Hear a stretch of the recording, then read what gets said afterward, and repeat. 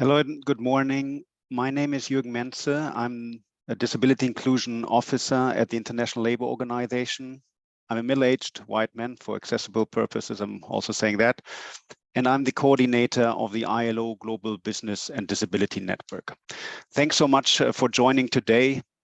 It's a pleasure to have you with us. Before I hand it over to my colleagues for the opening remarks, allow me to say a few words about how this conference will be run. First, in terms of the agenda, hopefully you had a chance to see what is to be expected today. So after the opening remark by the regional director of the ILO and the chair of the Global Business and Disability Network, we have a session on good company practices on disability inclusion in the Arab region with 5 company representatives. Then we'll have a session on partnerships and tools, also with 5 presentations. And then we'll have a session on mutual learning among inclusive companies, where you will also see me as a presenter, by the way. And then we'll have a final topical session on training and recruitment, and then we'll close the session. We hope to have time after each topical session for some questions and answers from the audience. For the questions you have, please use the Q&A box that you should have at the bottom of your screen. At the same time, the chat is open, so feel free to chat with other participants, also with the panelists. But for any questions you would like to ask to the panelists, use the Q&A box. This conference is being recorded and will be made available in English and Arabic. And you also have, of course, here live, you have English and Arabic translation. There's a globe sign at the bottom of the screen from which you can choose your respective language. We also have international sign interpretation throughout the conference, and which you might already see, and also Omani Sign Language. Live caption in English is available. A remark on terminology: we will have some presentations from the United Arab Emirates, the UAE, where the term people of determination is used. Please understand this as people with disabilities.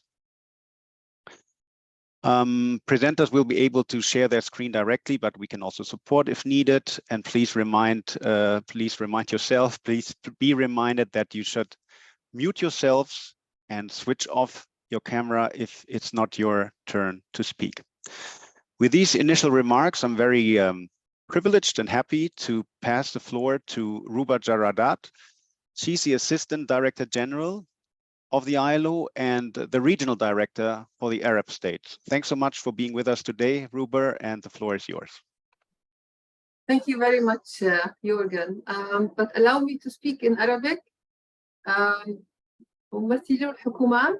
Dear representatives of the governments, as well as workers and employers representatives, representatives of NGOs, as well as organizations involved with disability people.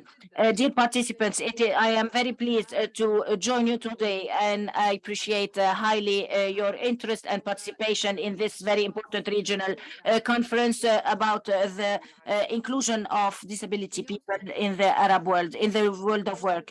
And in very particular, we would like to pay tribute to the great sector of labor that is opening up to people with disability. The world, as we know, has experienced lots of crises, pandemic, armed conflict, economic crisis, as well as climate change, and all this actually has a very destructive impact on the world of labor, regionally and internationally. Usually, people with disability are those who suffer more than anyone else, because they are still amongst the groups that are most marginalized in society, and they suffer more than anyone else because of the obstacles towards having decent work. And people with disability, including people who suffer from invisible disability. This impacts also a lot of people from the population, internationally speaking, and in the Arab world as well. And most of them are in the active years of life, but they suffer more than anyone else in comparison with the others. Here, the private companies can play a great role in order to strengthen up this situation and to remedy also to this deficit in decent work. The companies have become more realistic about inclusion of disability. It's not just a sound policy, but it is also rather something smart, and it will reap benefit from all the enterprises and also on the way they are productive. This is why the report of the ILO for 2022 about the transformation of enterprises through diversity and inclusiveness, that the international levels of equity and diversity increase productivity, and this also motivates talents, and this is wealth for labor. And the report showed also that the feeling of belongingness amongst the workers will add 56% to the improvement of the performance. This is why nowadays many of the participants in the conference might wonder why people with disability are considered to be better.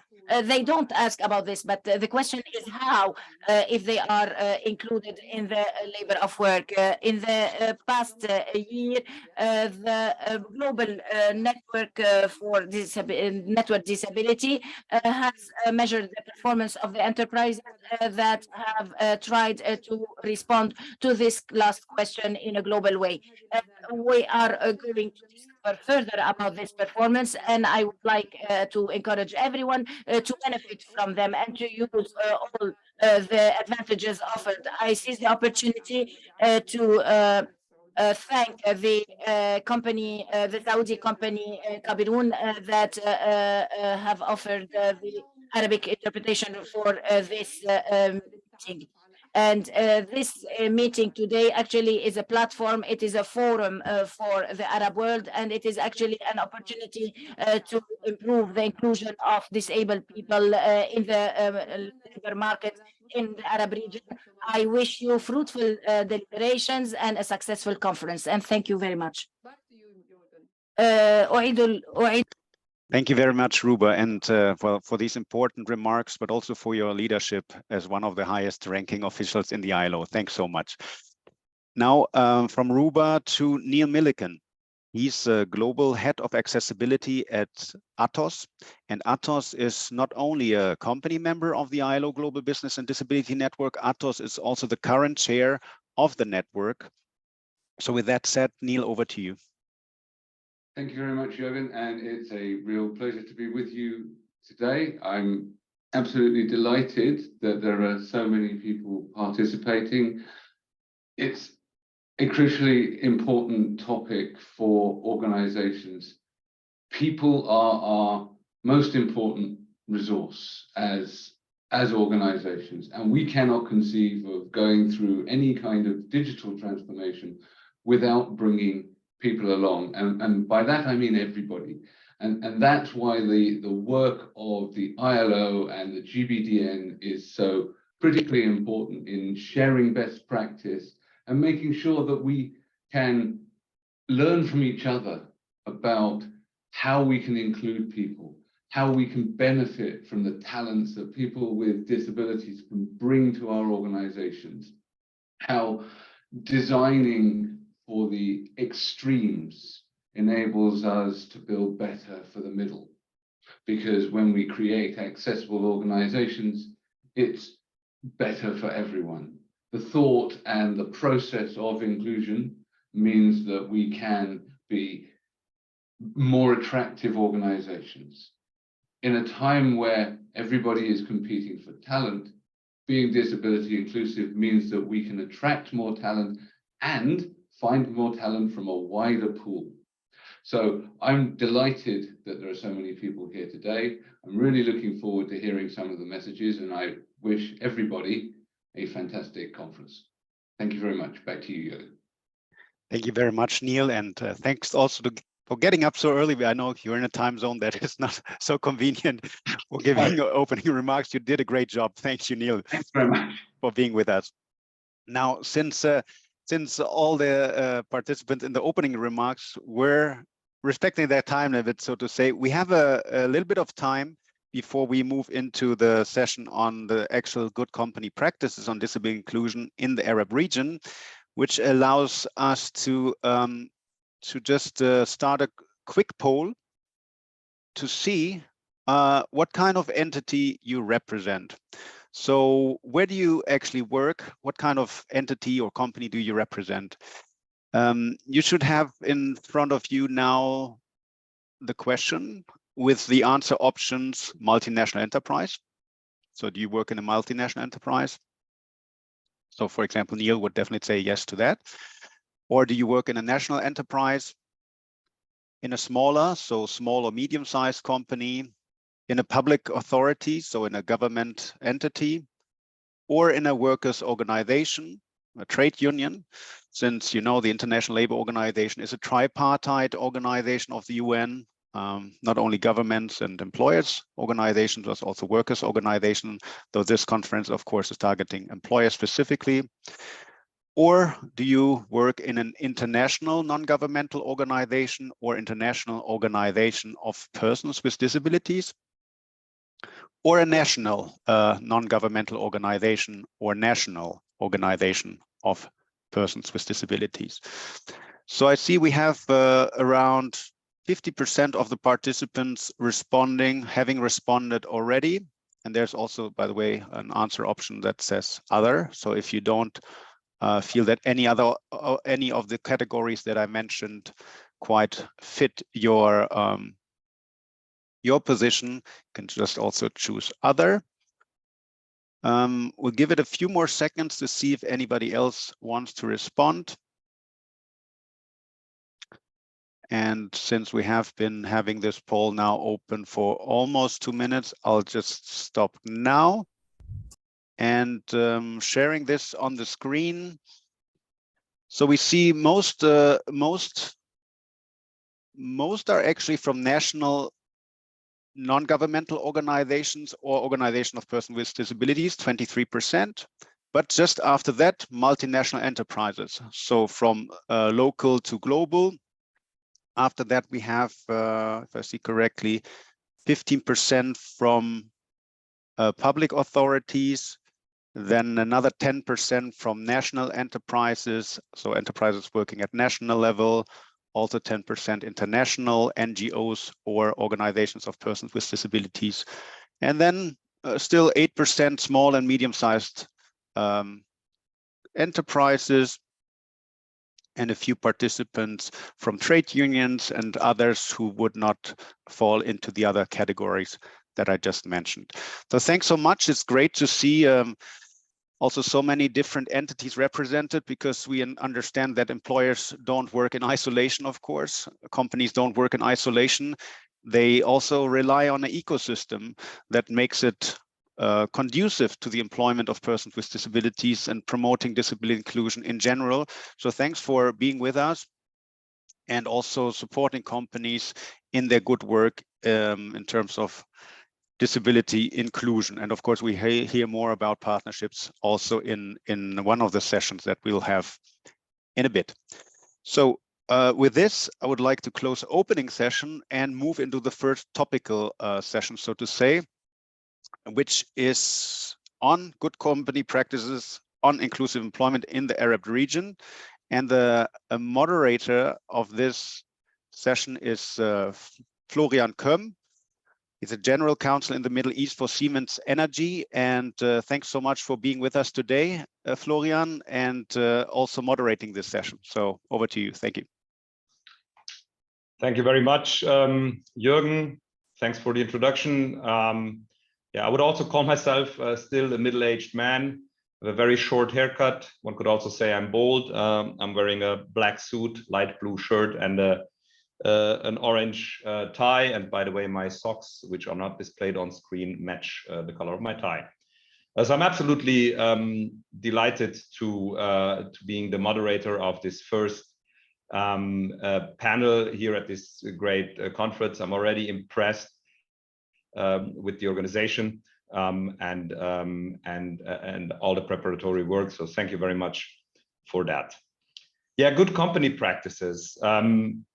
I think everybody who is present at this conference understands the importance of becoming an inclusive, a diverse, and more accessible company, as Ruba alluded to in her opening remarks, and that have been reinforced also by Neil in his keynote. So what's the big question for the participants here, I think, is more, how do we do that? And as Jürgen had explained, the later sessions are gonna reflect on that a bit later. And for this session, good company practices, I think this can give us some guidance with the question, are we challenging ourselves hard enough? So what I hope very much to learn from the companies and the individuals present on this panel is, what is it that you are doing? And please allow me to use this to challenge my own organization. Just as a reminder, before I hand over to the first presenter, your questions, please enter them in the Q&A box that you see on the middle to left of your screen, hopefully. And then also each presenter will have 7 minutes to present. And I will remind them after 6 minutes have passed that they should come to the end of their session. That being said, I would like to hand over to Haidar Al-Mansour. Haidar, you are the Diversity, Equity and Inclusion Analyst in Zain Group, based out of Kuwait. You joined Zain in 2020. And the Diversity, Equity, Inclusion team in 2021. And we're curious which stories you have to tell about the good company practices at Zain. Over to you, Haidar. Thank you, Florian. Hello, everyone. My name is Haidar Al-Mansour. I am wearing a disdaja and a qatra, which is the traditional clothes of my country, Kuwait. Allow me just to share my PowerPoint.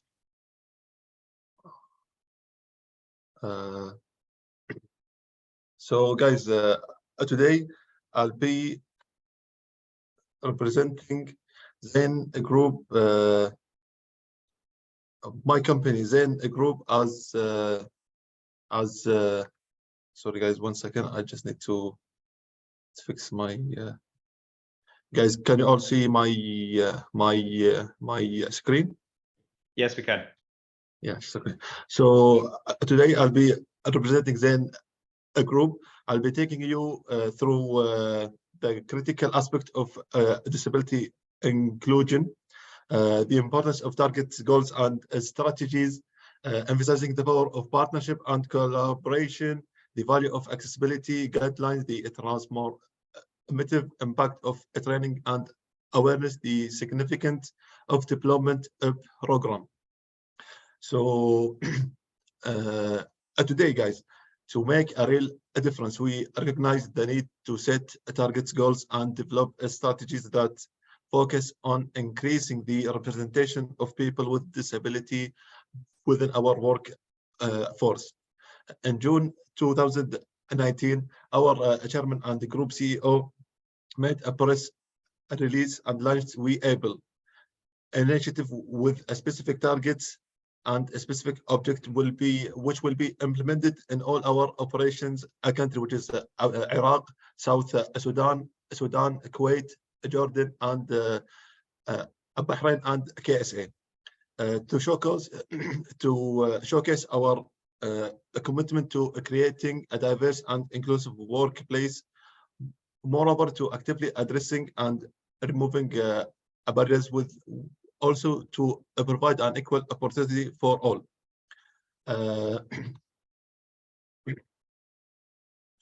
Moving on, partnership and collaboration serves as the foundation of our endeavor to promote disability inclusion by forging strong alliances with renowned organizations and a network dedicated to this cause. We harness their expertise and resources, magnifying our collective impact. Collaborating with ILO and V500 allow us to transcend individual effort and work together to drive change, ensuring that disability inclusion become a shared responsibility. Moving on, the accessibility guidelines. In our pursuit of inclusivity, we have implemented comprehensive accessibility guidelines that encompass every aspect of our organization, from physical accessibility to training programs and digital platforms. These guidelines, such as inclusive hiring guideline, self-assessment guideline, and reasonable accommodation, ensure that accessibility is consistently prioritized, become an inherent part of organization culture by embracing accessibility as a core value. We created an environment where individuals with disability can fully participate, contribute, and succeed. As an outcome of these guidelines,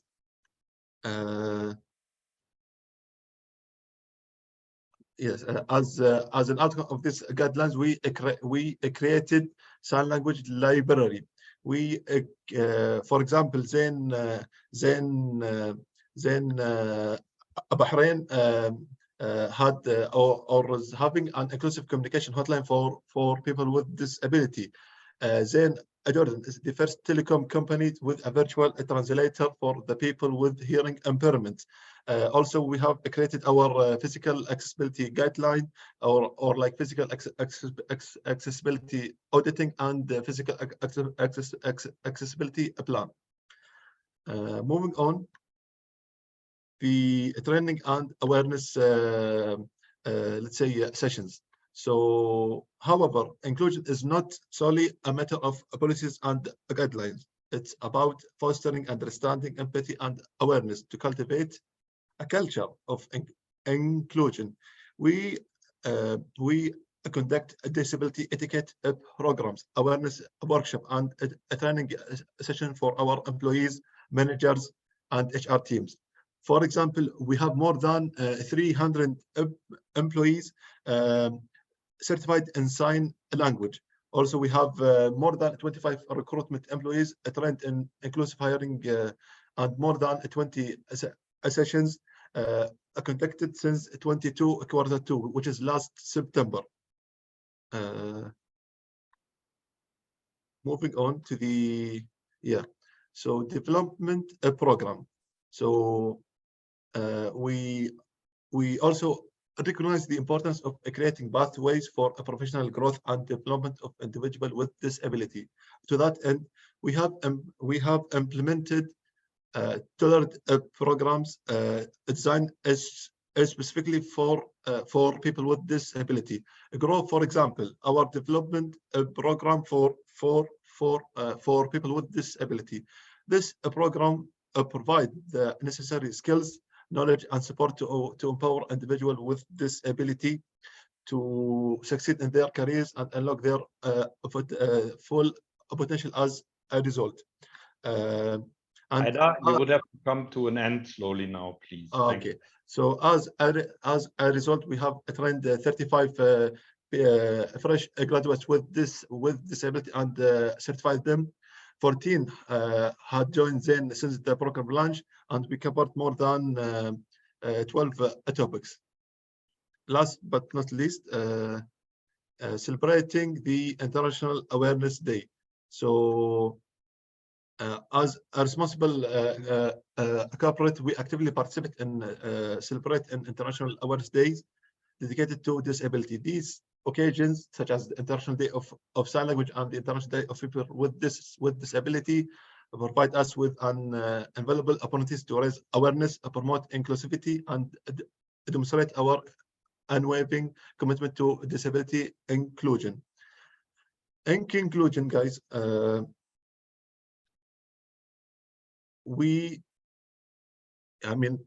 the path to disability inclusion in the workplace requires a multifaceted approach that encompasses collaboration, target strategy, accessibility, training, development, and celebration. By working together, we can create an environment where everyone has an equal opportunity to thrive, regardless of their abilities. Let us commit ourselves to the journey of inclusion, knowing that our effort today will shape a more inclusive and equitable future for all. Thank you, everyone, for joining us or to hear me. Hope I explained our best practice well. Please do share your questions. Thank you, everyone. Thank you very much, Haidar, for this impressive insight into the good company practices for the inclusion of people of determination or people with disabilities at Zain Group. And we stay at the Gulf. From Kuwait, we move over to Saudi Arabia. And I'd like to hand over the word to Muffareh Al-Asiri, who's a program manager at Savola Group, currently a manager at the Savola World Foundation for several programs, one of which is the Makin program for training and employing persons with disabilities, which already contributed to the training and employment of more than 1,200 persons with disabilities in the kingdom. You are also an ambassador of the Business and Disability Network, Kaderun. So this in itself is impressive enough. So now we are very curious to learn, how did you do that, Muffareh? The stage is yours. Thank you. Thank you very much. My presentation will be in Arabic language, if you allow me.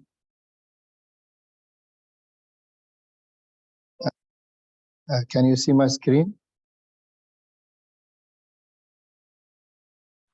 Not yet. It's coming up now. Okay.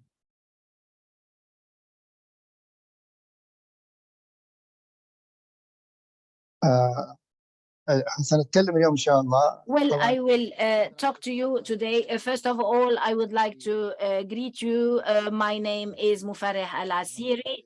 I come from the Kingdom of Saudi Arabia.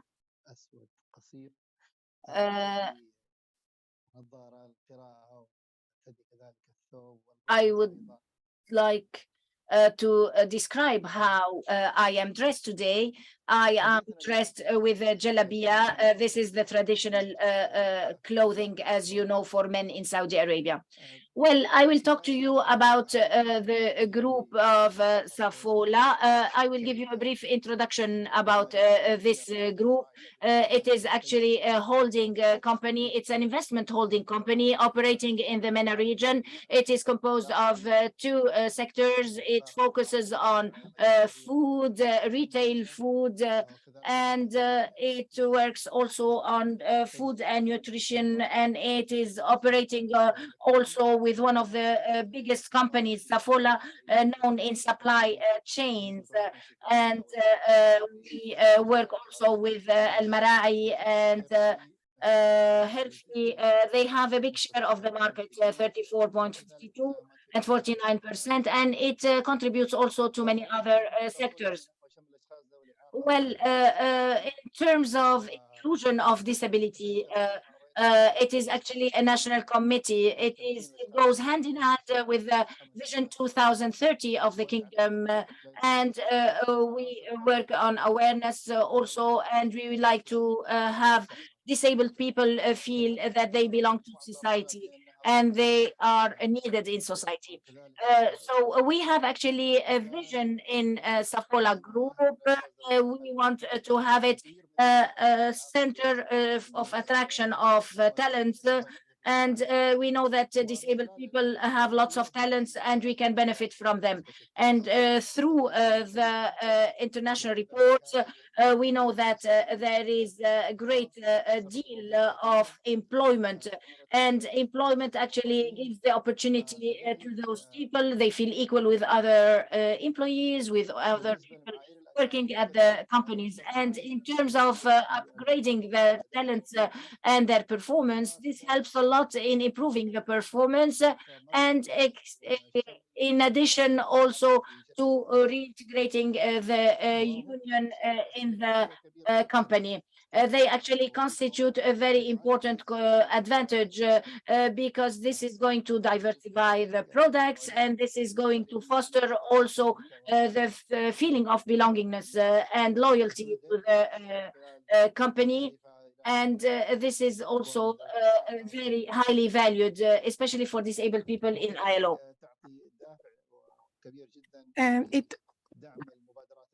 It also provides a good instigation for the pushing of these initiatives, and we also work on employing the disability, people with disability.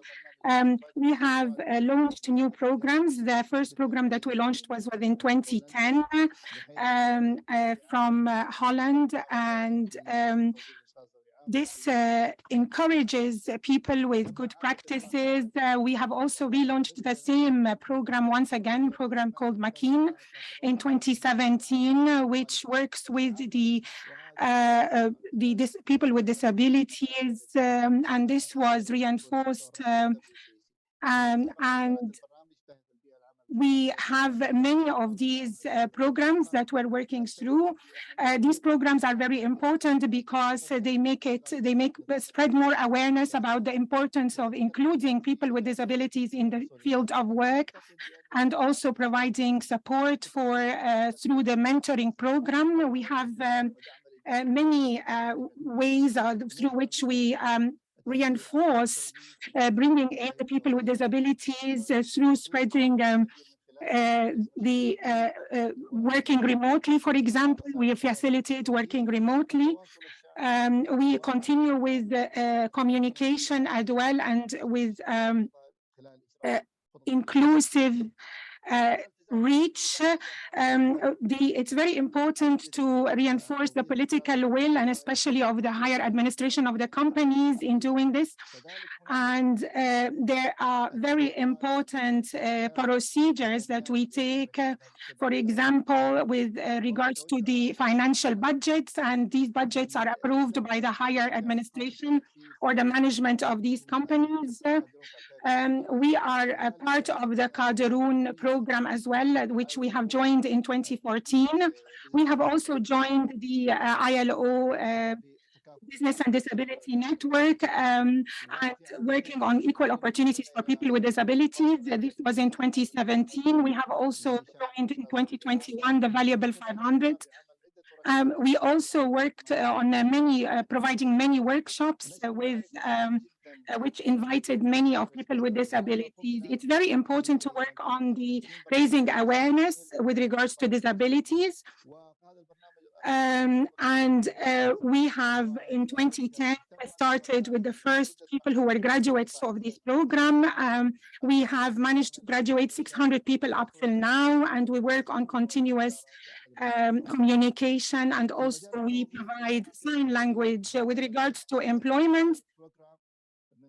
We have worked through employing more than 100 people with disabilities, and we make a lot of our work accessible to the people with disabilities. And in 2017, we brought in an electronic platform which works on the employment of people with disabilities. This is a free platform which we provide, and we have also joined the ILO, part of the ILO group for equal opportunities in 2017. In total, the people who are benefiting from this program for employment was 1,273 people. We also work on a different mechanism for employment through attracting talent, also registration of different documentations, and looking through auditing these different documentations as well. We offer workshops as well for the families of those who are with disabilities who are working. We have worked in many areas as well with regards to employment through cooperation with the Ministry of Education, and especially with regards to intellectual disability. And we have also applied a program for working remotely to work with people with disabilities. This is very important in order to retain the employees, and we work through also different programs and plans to retain these employees. And we worked on also workplace adjustment requests for all of the different people with disabilities. We encourage them to talk about their disability and therefore be able to provide the tools to get over this disability or facilitate it in the workspace rather. Also, this reduces the people quitting their jobs. This means that we can keep them for longer, and we work on also the performance evaluation, and we provide different reports for the attendance and so on. Muffareh, you would have to come to an end, please, out of respect for the next presenters. So please wrap it up as soon as you can. Thank you. We provide different facilities. So we work on the different facilities within our company. We obtained also certification from Gates, and this is the project you can see before and after. So this, you can see photos of before the correction amendments and the roadways, and afterwards as well.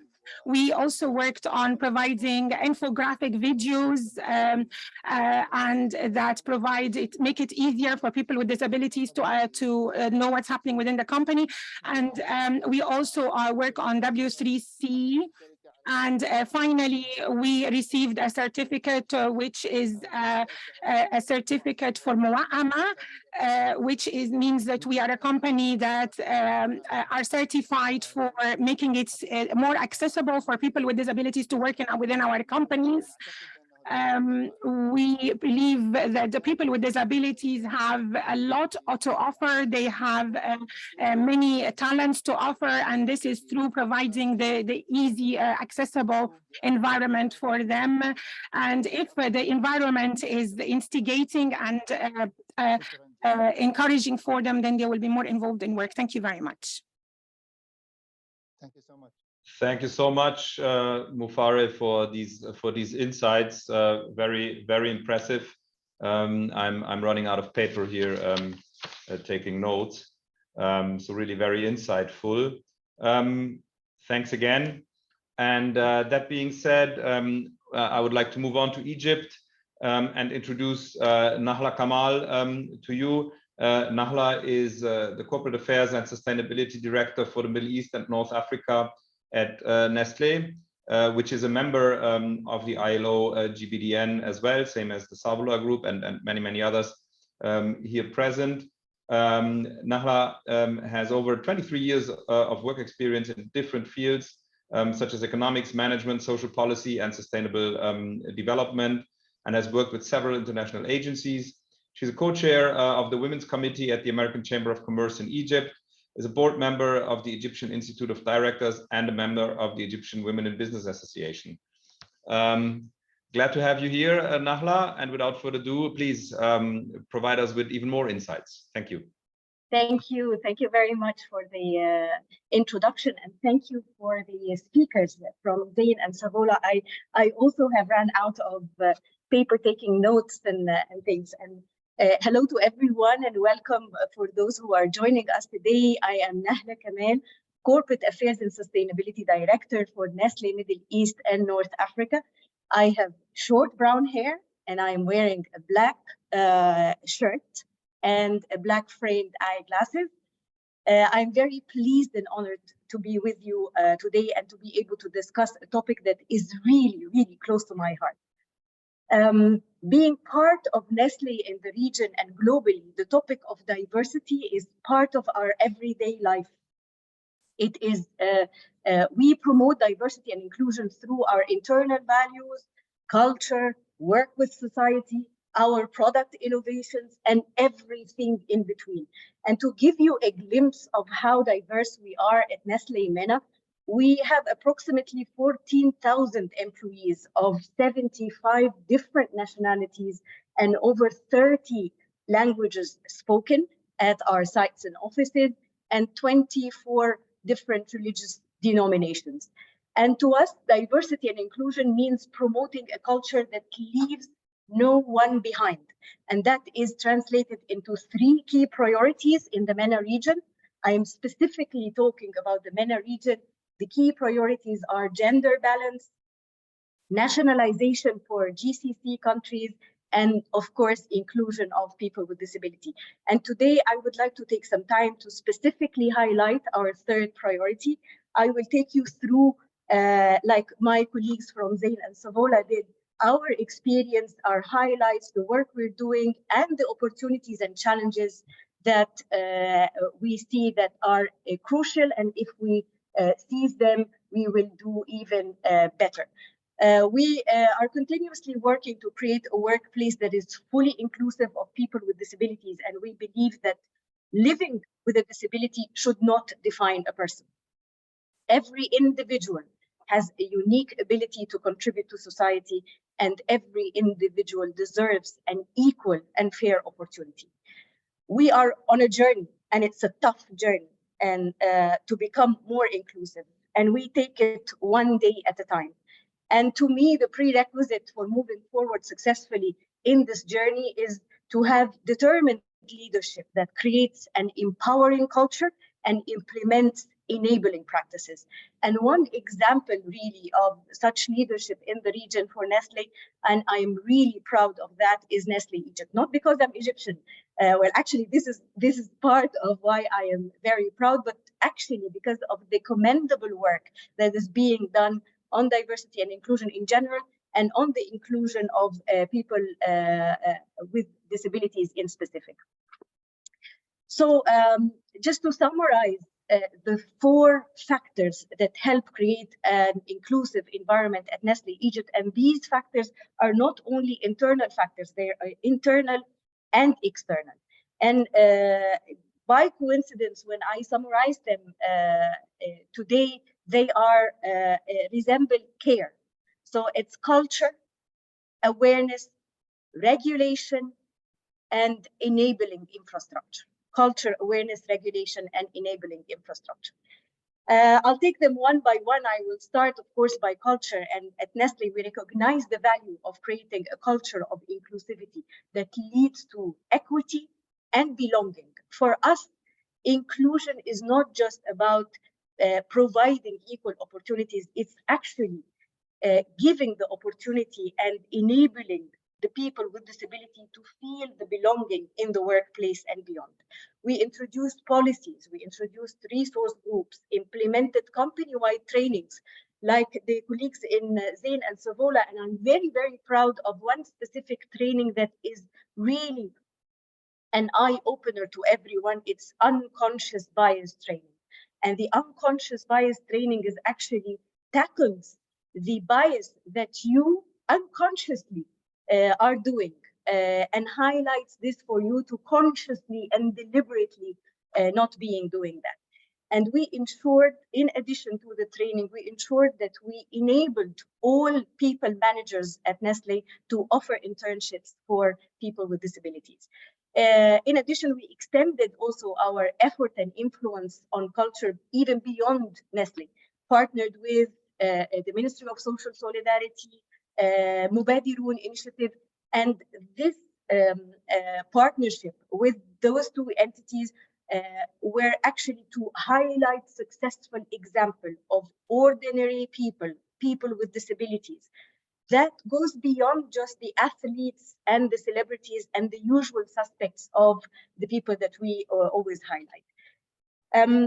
I go to the second pillar, which is awareness. And actually, awareness is a 2-way street. We as companies need to understand what the different types of disabilities are and how these can create opportunities for us as employers and for the employees themselves. And for, on the other hand, actually, the other way of the street is the employees themselves, the employees with disabilities. They need, in turn, to be aware of and really believe in their capabilities and not limit themselves to the roles that the society associated with them. May I also discuss in this awareness topic the challenge or actually the opportunity. It is being aware of what you can give and what you can receive. And for me, I think the opportunity here lies on how employers, companies like Nestlé and others, in cooperation with NGOs, in cooperation with ILO and international organizations, to offer capability building days for people with disabilities, to enable them to know more about their capabilities, not their limitations. Another example actually of an opportunity when it comes to awareness is the job fairs that are specifically done for people with disabilities. And we have started this with Helm and Khatwa and other organizations. And I see that this is really important. A third opportunity as well on awareness is career days. So for example, at Nestlé, we started a ritual of having career days highlighting this for people with disabilities and others as well to make them aware of what we are unable to hear. Nahla, there seems to be an issue with your audio. Sorry? There seems to be an issue with your audio. We cannot hear you. Can you hear me now? Now it's better, yes. Okay, so you would also have to wrap it up shortly. Thank you. Sure. The third thing and the third key factor is actually the regulation. And the Egyptian government, as you know, introduced a legal requirement of a quota on employers of 5% people with disability per site, which is in essence a good step to ensure inclusion. But the big challenge to employers in Egypt is the outreach, as people with disability do not necessarily get the right support and inclusion in their early stages of education or lives growing up, and therefore it does not give them fair opportunity to compete in the workplace. At Nestlé, we were able to achieve the 5% goal and surpass it in some sites, such as factories, but not in all sites. The total percentage of people with disabilities in our workforce is still 3%. We're proud of where we stand, but we're working tirelessly to make sure that we become more inclusive by design to achieve the quota and even go beyond. Last thing is the infrastructure, ensuring 100% site accessibility, inclusive technology, inclusive learning opportunities, and are just few examples of these measures. In conclusion, partnership, awareness, infrastructure development, creating a culture of inclusivity. Nestlé Egypt has made significant progress. Just to end this, I want to tell you a quote that I came across by Judith Newman, a disability rights advocate. She says, "If I feel thankful about having an accessible bathroom, when am I ever going to be equal in the community?" And this is really an eye-opener. A community, as human beings, we are just scratching the surface in my point of view. We are advocating the basic rights of PWDs. Companies like Nestlé, Zain, Savola, and others are doing their best. We have a lot more to give, and we can go even beyond. And I really urge every one of us to educate ourselves more about this topic and to find ways to play a role in making our world more inclusive. Thank you very much. Thank you very much, Nahla. I couldn't agree more.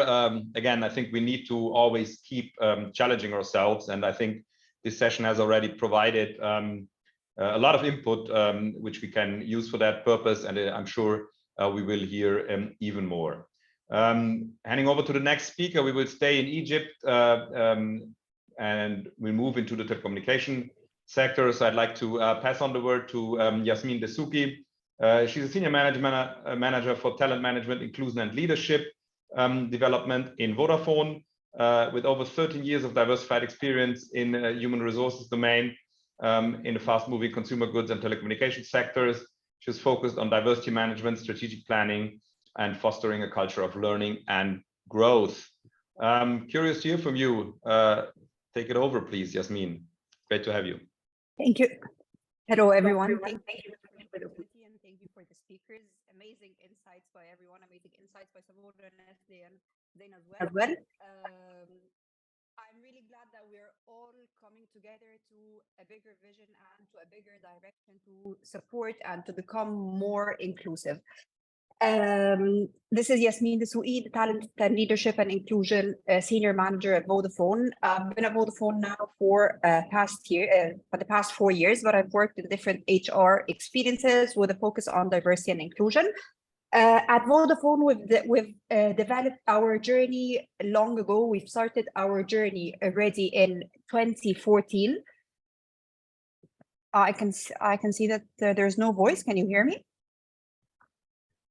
It's better now, yes. I think you have to make sure to stay close to the mic. Okay. So our journey and our vision of Vodafone is inclusion for all. We've had a lot of big steps and big journeys towards making sure that we have a sustainable inclusion for people with disabilities. Our journey started in 2004 with our first PWD hiring. And now we are around 250 employees, and these are our heroes in the organization. Every day since 2004, we've already worked on a different strategy and a different vision to make sure that we have an inclusive environment that accommodates all the services and all the facilities for people with disabilities, and they are feeling that they are part of the Vodafone community. So our journey started with making sure that our buildings are 100% accessible. We've revamped our offices. We've done the journey to make sure everyone has the right and has the safe environment to live in. We've as well developed specialized benefits portfolios for the people with disabilities, and we did not only hold it at people with disabilities, we as well extended it to the caregivers. So these are the hidden heroes that we don't know, the families that have a person with disabilities or anyone who has a caregiver and is not able to speak out and say this. So we made sure that not only our employees, but as well our extended families. We as well made sure to incorporate the managers who are dealing day-to-day with the people with disabilities and the managers who are in the organization in order that they understand how to accommodate the needs and to grow the careers of the people with disabilities in the organization. I'm sorry, but you're breaking up, so maybe you can move closer to the mic or change something on your audio settings. Okay, can you hear me better now? Yes. Okay. So every year now, we are making sure to celebrate the people with disabilities and to recognize them and honor their celebration and honor their work within our organization. And this is through the Disability Month. And finally, as well, making sure that they are part of the development and the career plan of the organization. So we have developed as well training catalog for the people with disabilities and certain career path modules. At Vodafone, our focus pillars are mainly three: enhancing the employability of people with disability and making sure that we hire more and more. And this is why we have developed as well a policy that we incorporate people with disabilities beyond the 5% legal policy. So if someone needs to be accommodated within Vodafone outside the 5%, we will do that. The second focus pillar is that we are giving back to the community and supporting the vision of the government to become an inclusive and accessible Egypt.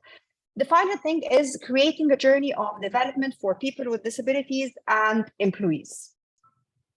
Through these main pillars, we were able to develop certain activities and this year, we're honored to say that we, as a private sector, were the first to develop a PWD's hackathon.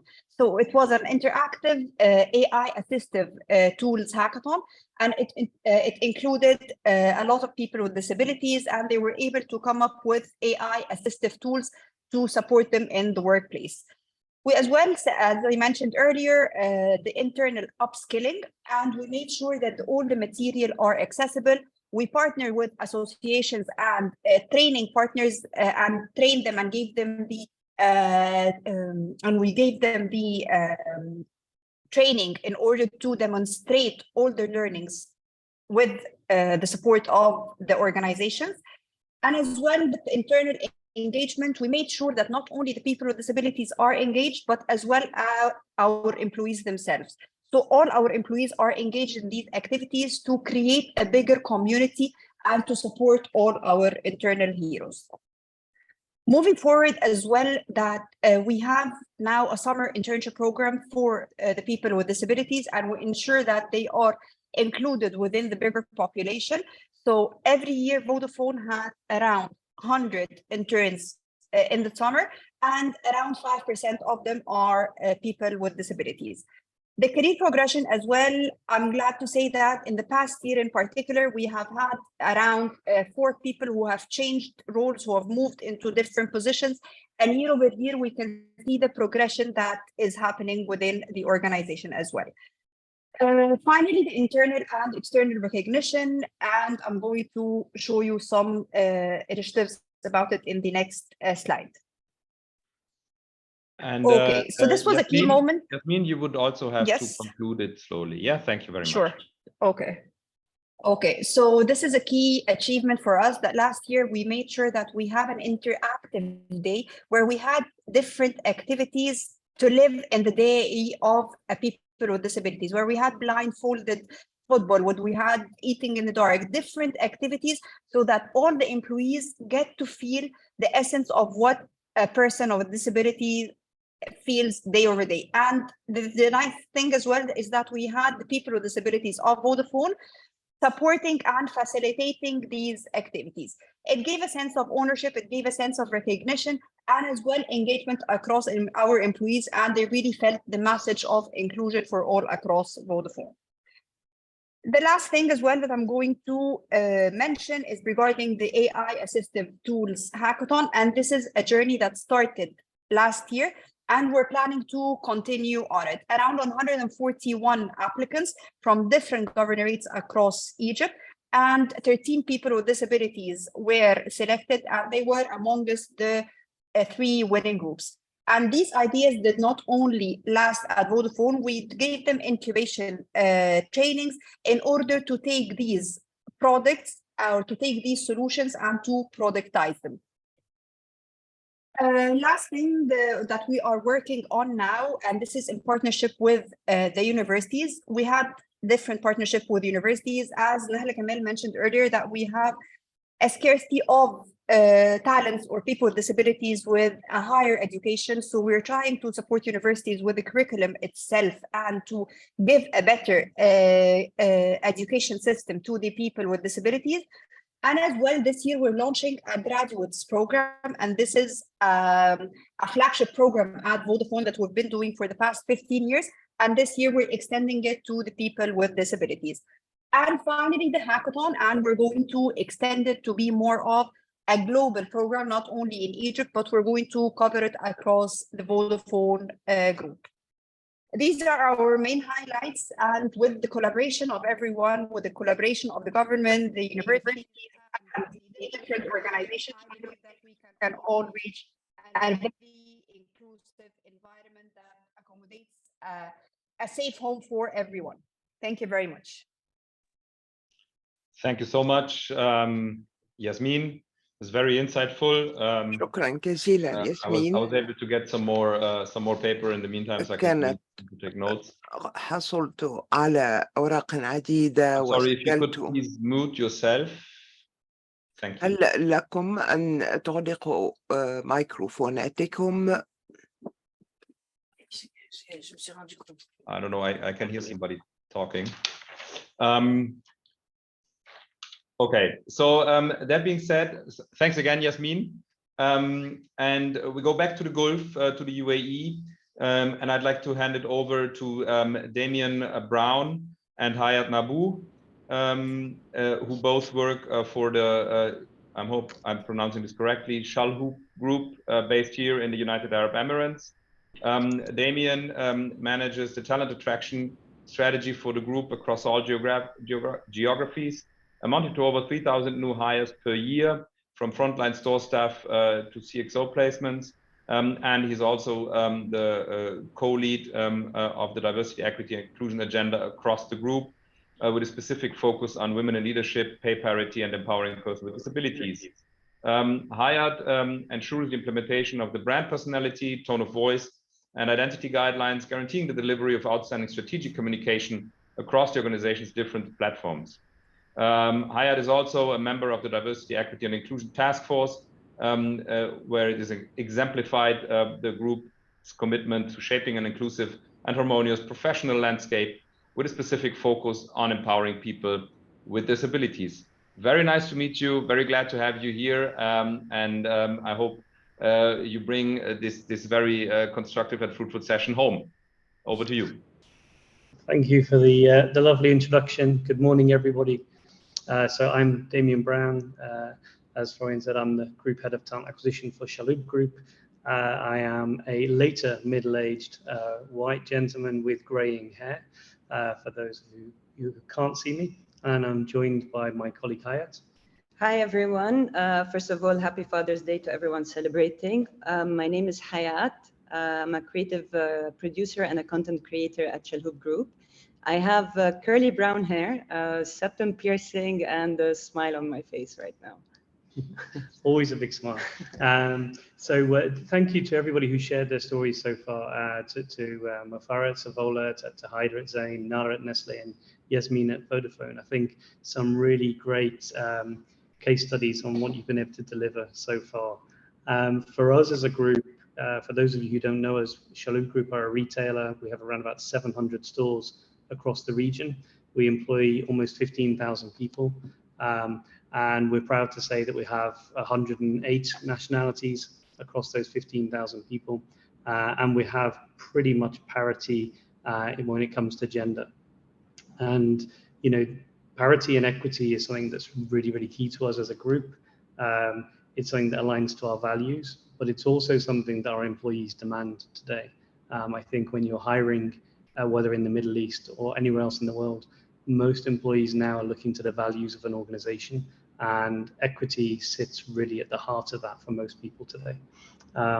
So we've been on quite a journey since the foundation of the group. We started with absolute equity, a man and a woman who founded this group 70 years ago, and we are still on that journey today.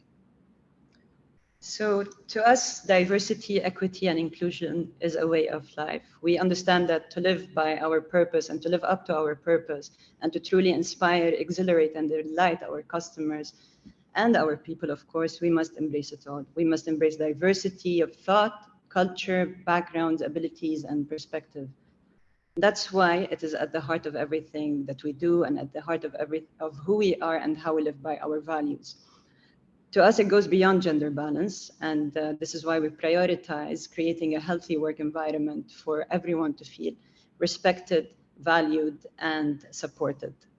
And we've seen the beauty of it. We've seen it from a people perspective and a business perspective. And I think that's what hopefully we can share with you today. You know, we began our disability inclusion journey back in 2018, so almost 5 years ago now. We've done that together with building relationships locally with an organization named I'm Inclusive, who've really helped us with that journey, in Saudi Arabia with Qadarun. And they've really been able to advise us on best practice for the region and enable us to be able to become certified in the region for a lot of the work we've been doing. And I'll let Hayat introduce some of those projects now. So yeah. We use the power of communication and engagement to celebrate differences, recognize each other, and of course, spread the awareness. We've done a lot of things. We're still scratching the surface, of course, but to list a few, We started with the creation of the retail playbook, which an inclusive retail playbook, which is basically a guide for the physical environment. And it's being addressed and applied by our 3D team and our admin team. We even rolled out e-learnings on our internal learning platform, Chalhoub University, to all our people across the region. And that's about 14K plus employees.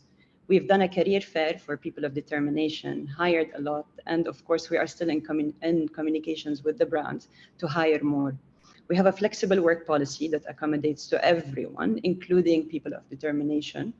We piloted, and this is very dear to my heart, we piloted a sign language class here in UAE, and then it got very high demand.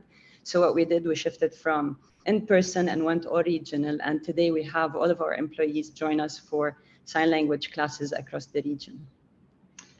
So hopefully you've heard quite a lot, everything from making sure that our workplace and our stores are designed in an inclusive manner, to training our people to be able to work with colleagues in an inclusive manner, but also to support customers in an inclusive manner. And I think the ambition of the sign language lessons was that people could at least say hello, thank you, goodbye, or my name is when a customer comes into our store, and make them feel part of our brand and really help bring our brand to life. We went a step further, and I believe we're the first organization in the region to have installed hearing loops at the point of sale in all of our stores, circa 400 to date. We're still trying to get our products into Egypt, being the first company to ever do hearing loops installations across all the countries. It's been a labor of love getting these products into the country. But we're quite far along that journey now, and we're hoping it has a major impact for our deaf customers to be able to come and enjoy our products and enjoy our brand. So I think, for me, the highlights really of why we work in this space, I think it's that disability inclusion is not just the right thing to do.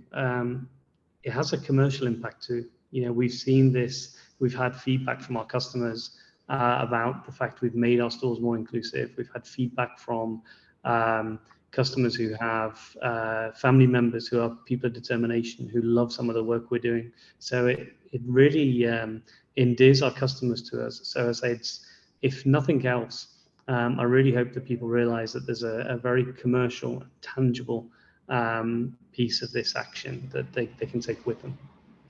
Of course, and by being intentionally inclusive, we harness the power of diverse workforce to drive innovation and collaboration and create a culture of inclusion.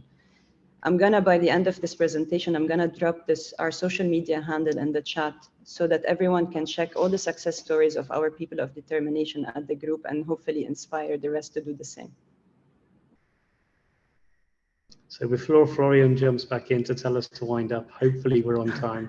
I'll probably leave you with a quote from one of our group leaders, Anthony Chalhoub, who unfortunately passed, but he has a statement on the wall just behind where we're presenting from, which says, "The group is extending its hand to make this world a better place. Who will grab our hand and embark on this journey with us?" And this is really the intent that we have every day. We're opening our hand, we're opening our heart, we're opening our business to people of determination and to all diverse backgrounds. And we really, we hold out that hand and hope you'll take it. Thank you very much, Damian and Hayat. An awesome job in keeping an eye on the time. Really well done. And I'm receiving a note that we have to move on to the next session quickly. So I'm afraid we won't have time for Q&As, but I would encourage all presenters to have a look at the Q&A box and please answer the questions that are being posted there in the chat. So just to wrap it up real quick, I mentioned that I was aspiring to distill some challenges, and I think there was a mix of very specific and very general challenges. And I think to start with Muffareh and Savola Group, I think what they make clear is it takes tone from the top and political will to make this happen. So it's absolutely of essence to get the C-suite on board. And then same presentation, we need to partner up. So we need to make benefit of the use of the organizations available who allow us to network, such as the ILO GBDN. Then from Nahla and Nestlé, I think it takes equity, not equality. So we need to make an effort to ensure equal opportunities and belonging. And I think the baseline for that is to get rid of our biases. To translate this into my own words, I think it's super important to shift the focus when we work with and hire people of determination or people with disabilities, to shift the focus away from the accommodations that need to be made to the opportunities that all people provide and that we can benefit from. I think these are the sort of the two very general statements. Damian and Hayat did a beautiful job in transferring it to more specific. It also takes training of the people that we have on board, and I think you provided some beautiful examples as to how we can train, how we can improve. Also would like to take you up on the hearing loops. Congratulations to that effort. And just, I'm a little bit proud to say that our new office at Expo City, into which Siemens Energy will move here in Dubai in August, will also provide for hearing loops to make the experience for people with hearing impairment a better one. And then you've mentioned the sign language class. I'm very impressed with the fact that Zain had over 300 people trained in sign language. I think that's a tremendous effort. And then last not least, what I also found very inspiring is this hackathon for people with disabilities that Vodafone conducted. So I will definitely try to steal that idea. If I shall not, please let me know. Otherwise, I will try to just copy it and run with it. So very curious to learn more about that. That being said, thank you so much to everyone. It was a tremendously insightful session. Thanks to the organizers. And with that, back to one of the organizers, back to you, Jürgen. Thank you very much. Yeah, thank you very much, Florian. And well, you put as stealing ideas, we would say replicating good practices, but whatever terminology we use, I think that's the whole point of sharing and learning from each other and adopting the good practices that we hear from today and in other fora. Now, thanks again to Florian for doing a good job, great job as moderator, and of course all the company representatives there, 5 companies represented, really always inspiring. 3 of the 5 are members of the Global Business and Disability Network, and we're always open to welcome new members, by the way. So Florian and the speakers from the companies did a great job in respecting the time limit. We will have a little bit less time for the next session, which obviously is equally important, and we mentioned it already quite a bit, and Florian also as one of the key messages of the first session we had, partnerships. So we have the next session on partnerships and tools that companies can use to promote disability inclusion, also specifically the employment of persons with disabilities. And the moderator of the next session will be Eglal Shenouda, the Executive Director of the City Center, Caritas Egypt. With that said, over to Eglal. Good luck for the moderation and making sure that we don't run. I mean, we'll definitely run out of time. Apologies for not being able to respond to some of the questions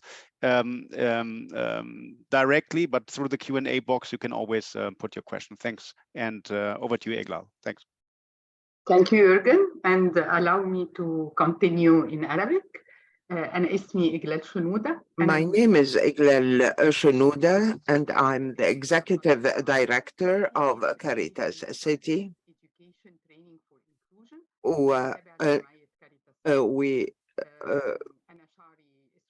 My hair is black, short, and I'm wearing a white blazer, and I'm very pleased to have been invited to this session.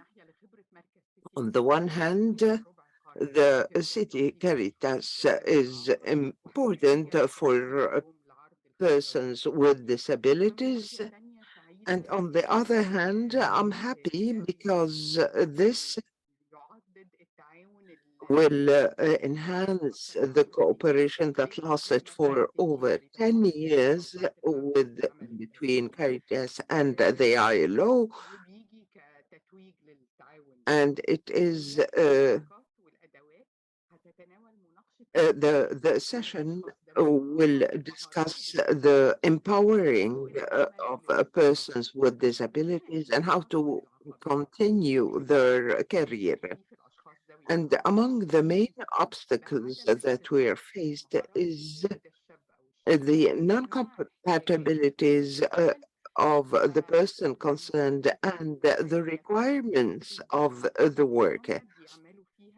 So we will look into how can we have this compatibility and how a partnership has been influential. And before I welcome the speakers, I would like to remind you of some logistics,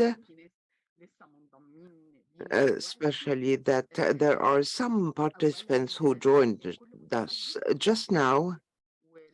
The speaking time will be 6 minutes, and I will give you a sign after 5 minutes. For the participants, you will find some questions in the chat room so that we can deal with the answers.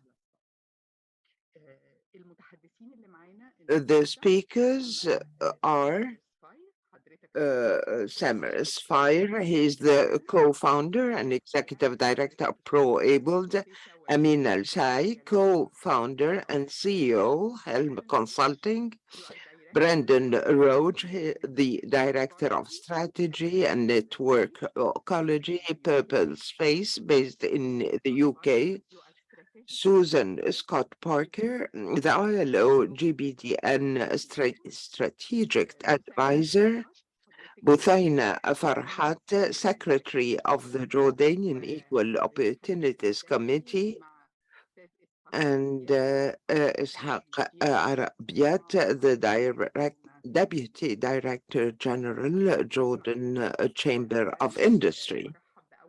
Please allow me to welcome the first speaker, who is Mr. Samer Sfeir, and he has an engineering background, and he got his master's from the Beirut University. And you are a professor of employment, and you are teaching in the US universities. Thank you very much. Happy to share with everyone since we're all collaborating for the same mission. I'll be sharing my screen.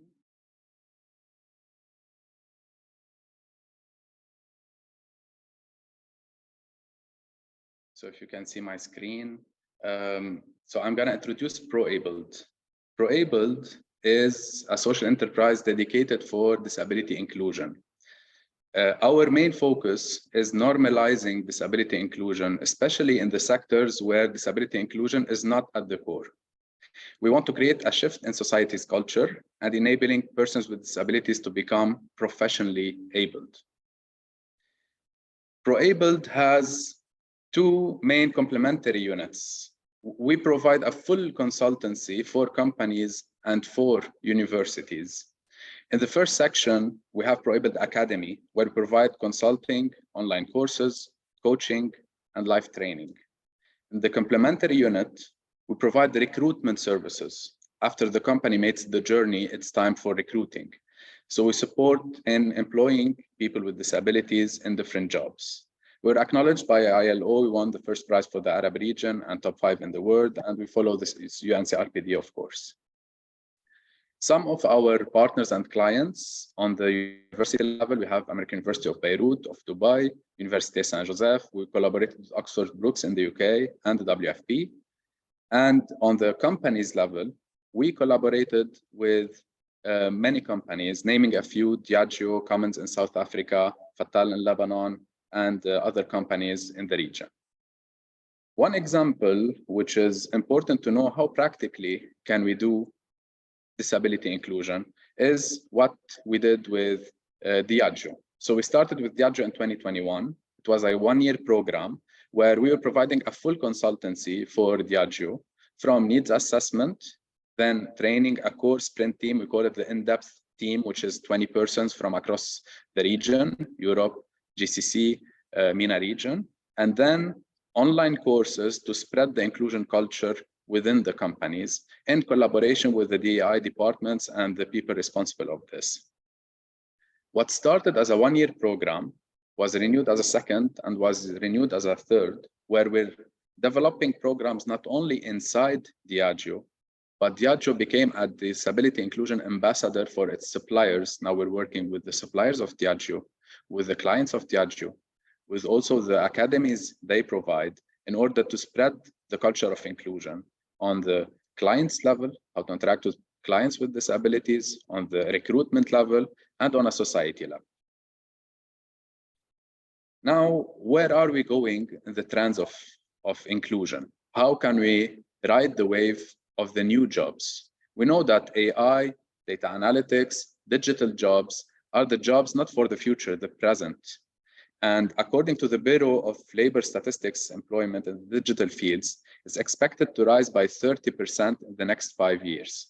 This is the biggest growth of jobs that's going to happen in the next 5 years. What's very important is that these jobs have a lot of accessibility. So these jobs can be done by a lot of people with disabilities. They can break the barriers of accessibility and be really involved and normalized in the companies. And some programs can be done, which we're developing, which are digital programs that are accessible for different disabilities, a journey where companies become ready, employees become ready, and the matching happens.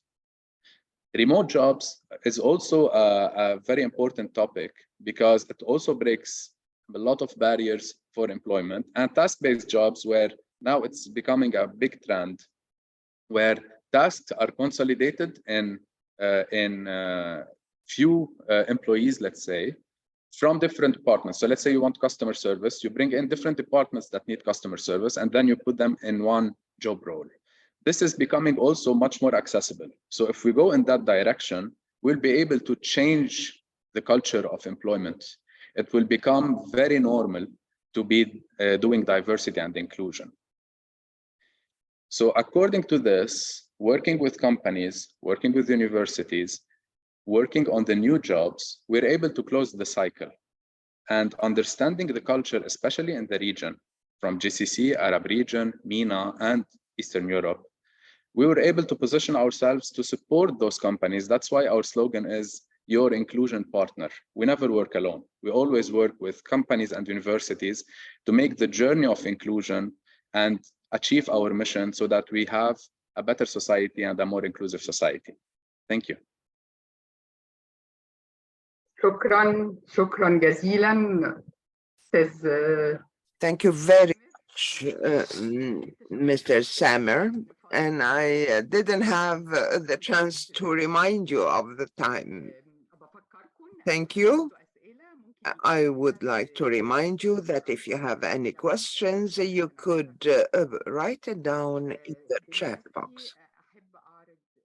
Now, I would like to introduce Ms. Amina El-Saie. She is the co-founder and CEO of Helm Consulting. I have known Amina and Raib before they create this institution, and they really wanted to do a societal work at the university. I'm always admiring them for the consultations they provide. They are Helm Consulting is working in many Arab countries, and they are working for the creation of a barrier-free environment, and they got many awards thanks to their continued work in the field of integration. And Amina El-Saie has the floor. Thank you very much. It is always a pleasure, and I look forward. I've always been looking forward to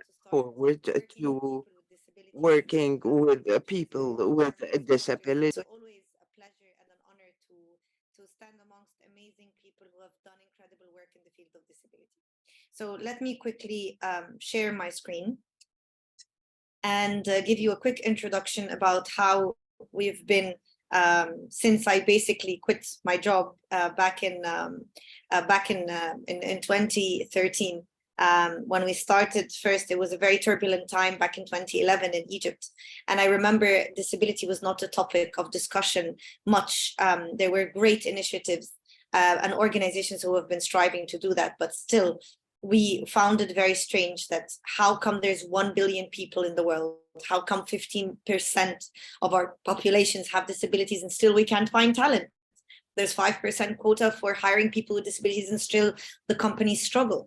And basically, this is why our whole existence of HELM, which translates to dream, is to promote the full inclusion of persons with disabilities in all aspects of life. And our support to businesses is to together, we can grow together. And it's been a pleasure seeing a lot of our partners today speaking and how they have inclusive plans and inclusion plans for people with disabilities that are basically growing and that are sustainable. So we do not only work in Egypt, but we also work in the MENA region in Africa. Amongst the latest prizes that we've won actually was the Africa's Business Heroes competition. And it's a social enterprise competition across Africa.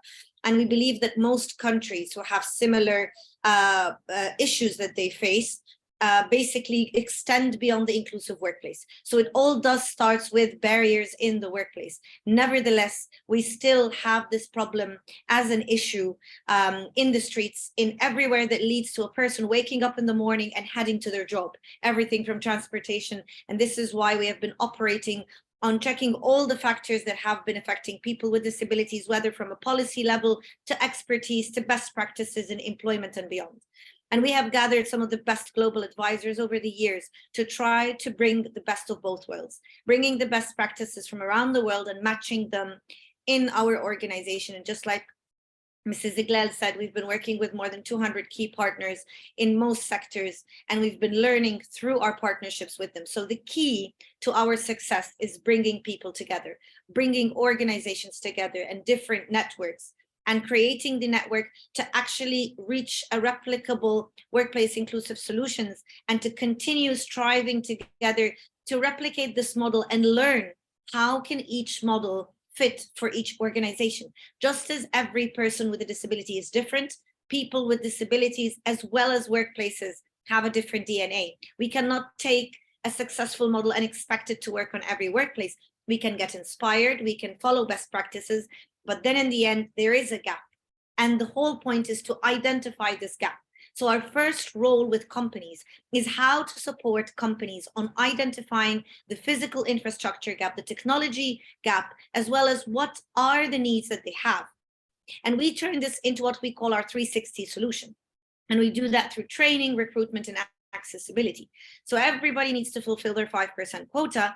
Nevertheless, we have, just as Mrs. Iglal said, we also have been trying to learn what are the best factors that actually affect a successful recruitment and retention process. And the first step is job analysis, how to make sure the job fits people with disabilities, rather than look at what type of disability fits the job, which is a very common misperception. Most companies who actually try to contact HELM are like, can we find easier disabilities to handle? Can we find people with, minor disabilities? Because, it's a very big struggle. It's a common term we hear. It's a common myth that we hear all the time. And we try to change perspectives of companies to understand that. And this is why over the years, we've created a platform that we've been 3 years in a row now creating, which is Khatwa. Khatwa translates to step. And the idea is taking steps together as businesses. And it's just not your regular recruitment fair. But the idea is to study what are the challenges with more than 30 to 40 companies that join our network every year. Try to study what kind of challenges that we had the first year. And then we, for example, companies started saying, oh, we're not looking for this kind of caliber. What kind of industries are struggling with the different organizations? And then connecting disability organizations, connecting organizations that provide services for people with disabilities, as well as companies with the needs that they have.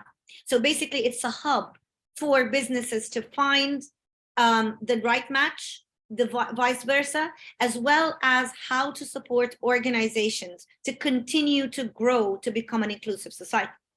We also do that, like in the last session, I've seen a lot of our partners share their stories of how training, not just of persons with disabilities to bridge the gap between them and the job market, but also with the corporate employees, removing the barriers. How do we keep training, consistent trainings in sustainable ways inside the organization? Initiating our Helm Academy, which is the edutech, the first edutech platform in Arabic, not just creating content. Amina, you have 1 minute left. Thank you.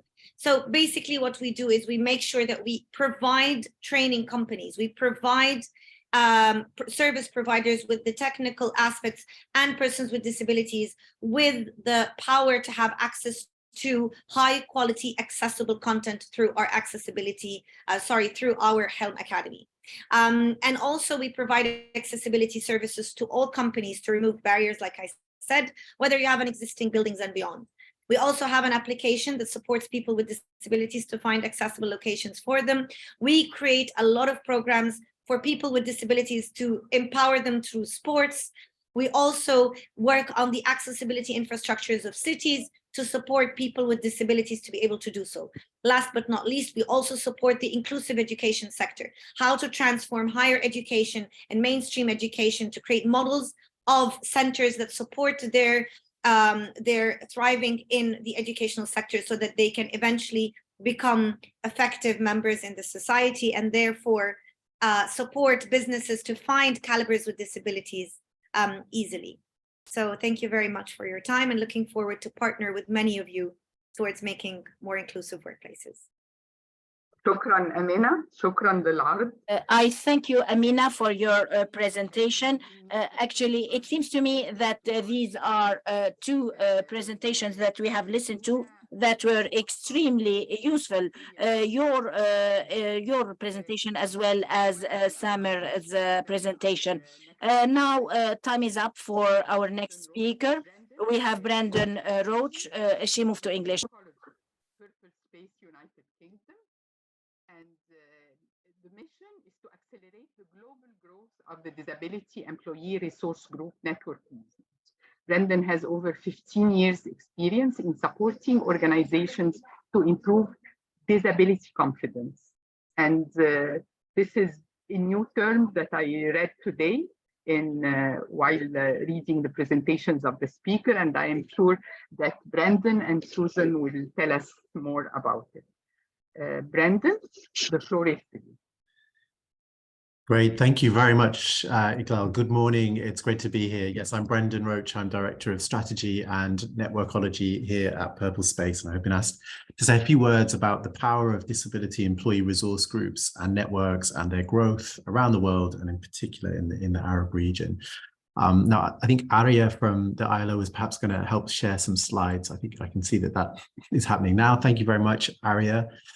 So very briefly on the second slide, Purple Space, we are a professional development and networking hub for the leaders of disability employee resource groups and networks. Our mission is to help organizations to build what we call disability confidence from the inside out. We do this by accelerating the global growth of the disability ERG and network movement, and by developing the inner confidence of every employee with a disability. And we were established in 2015 following the publication of a book called Secrets and Big News, written by our founder and chief exec, Kate Nash, and my colleague Kirsty from the team is on the call as well, so she might be able to post some links to some of our resources. But the book is about what stops employees with disabilities from sharing information about their disability with employers. And in the book, We predicted that it would be the growth of communities of colleagues with disabilities within companies, so communities known as employee resource groups or employee networks. We predicted that it would be these communities that would make the next defining positive contribution in reducing some of the fear factor that employees with disability often experience when talking about or when thinking about whether to share information about their condition with their employer. So that's why we choose to focus exclusively on helping organizations to develop disability ERGs, because they can make such a significant contribution to changing the lives, the working lives of colleagues with disabilities, and indeed improving business performance. And since we launched in 2015, ERGs and networks, they have now become an essential part of many organizations' disability strategy. So they really are a must-have for any organization that wants to learn directly from its own people with disabilities and to provide a safe space for employees with disabilities to network and to learn from each other. So the next slide, very briefly, just gives an indication of the community of businesses that we work with, over 190 companies. And one of the things that we're very proud of is that group includes many ILO GBDN members. So companies like Atos, like Nestlé, who we heard from earlier, GSK, Salesforce, Unilever, Accenture, and lots of others. So we really value the partnership with the ILO GBDN. I'll be talking a bit more about that as well. I wanted to talk on the next slide very briefly about really what is at the core of how we work with these companies. So we see this as a leadership issue. And the way that we support companies and their ERGs is to develop the leadership capacity of those employees who are leading a disability employee resource group or network. So these are usually employees who have a day job in the company, but they choose to volunteer their time in order to build community between colleagues with disabilities. It's a voluntary role, but in our experience, it's one of the most important leadership roles in any organization. It's a role that represents the interests of up to 20% of the employee population and possesses insights into the experiences and expectations of up to 20% of your customers. So we call this approach to leadership, we call it networkology. It's a word that we invented to describe the art and the science of running a disability employee network. So the art refers to human skills. It's about how you make things happen in a voluntary role that takes you outside of your usual circle of influence within the company, and on a topic that is important to us, but it isn't always a priority for well-intentioned but busy colleagues. And the science part refers to the mechanics of running a network or a community. So for example, the governance or project planning or identifying and working with stakeholders. So the Purple Space community, it contains thousands now of leaders, disability employee network leaders, and resource group leaders from around the globe. And just before I finish, because I know we don't have much time today, just give you an indication of how the community is growing globally, but also in the region. So the next slide, we published a resource called Purple Planet, which we partnered with the UN's GBDN on last year. So again, my colleague Kirsty will post a link in the comments to that. But as part of that research, we did some mapping of the disability ERGs from within our community. And the next slide will show the prevalence of disability employee resource groups and networks around the world. So on the next slide, you should see a map of the world, colored purple, and many disability ERGs in the Arab region, UAE, Saudi Arabia, other countries as well. And these networks are already having an impact. So HSBC has an ability ERG in the UAE. They're helping their business to improve knowledge and confidence. They're partnering with parts of the business to improve their hiring processes for people with disabilities. And Google has a chapter of its Disability Alliance employee resource group in Dubai, and they have seen a growth in office engagement and focusing on awareness and building colleague and manager disability confidence. They have a long-term strategy which is about developing external outreach into the community as well. So these are global companies, and we know anecdotally that there are also lots of examples from local companies too. We know that Zain has a disability employee resource group as well, which is starting to do some great things. So I will leave you with a final thought, because I know we're short on time today, but do feel free to contact us. But we are on a mission to create change for employees with disabilities through this vehicle of employee resource groups and employee networks. We know that the movement is more developed in places like North America and the UK and India and Australia, but it's growing fast in the Middle East and across the Arab region. So we will be convening ERG and network leaders in the region at the end of this year as part of our International Day of Persons with Disabilities celebrations. We'll be building on that with our ERG Global Summit next year in October 2024. And we're looking for partners to grow this movement in the region. So do please feel free to contact me or reach out to Kirsty, who I know has been in the comments section of the event today, if it's something that you're interested to do together. So thank you. And Iqbal, I'll hand back to you. Thank you, Ben. Thank you for a very inspiring talk, and you already introduced several concepts and new terminology for us to think about. Now let me introduce our next speaker, Susan Scott Parker. Susan is an internationally recognized creative thought leader on how to mobilize business leadership behind the economic and social inclusion of persons with disability. Susan is the one who invented the concept disability confidence, knowing that if we can change the way people talk about the world, we make it easier to change the world. Susan sits on the steering group for the Global Action on Disability Network, advises the Global Business Disability Network, Purpose Space, and the Valuable 500 campaign. Susan, the floor is to you to tell us more about your work. Well, thank you very much. My task today is to say everything that we need to know really, really importantly about the new ILO Global Business Disability Network's self-assessment benchmark tool. A breakthrough. If you're looking at how any business nationally can measure its performance now and imagine where they're going when it comes to delivering best practice. So if I were to describe this new tool, I'd have to say it was challenging but realistic. It's practical, a management tool that's grounded in the reality of both business and disability equality and inclusion. And the intention is to help business to drive the business improvements that also benefit people with disabilities. It encourages a structured accountability for delivering these improvements and is ideally completed annually so that you can monitor progress year on year. The questionnaire is explicitly designed to facilitate best practice because we know that only best practice actually enables any organization to transform legal compliance with often inconsistent local legislation to the benefit of both the business and disabled people. What's particularly crucial about this new benchmark tool is that it's grounded in universal principles, so it's valid in any jurisdiction. It's grounded in the principles that shape the Convention on the Rights of Persons with Disabilities and ILO labor standards and conventions. So our overarching aim was to enable consistency in how local business leaders and national business disability networks, again in any jurisdiction, begin to define, deliver and measure their disability equality and inclusion performance.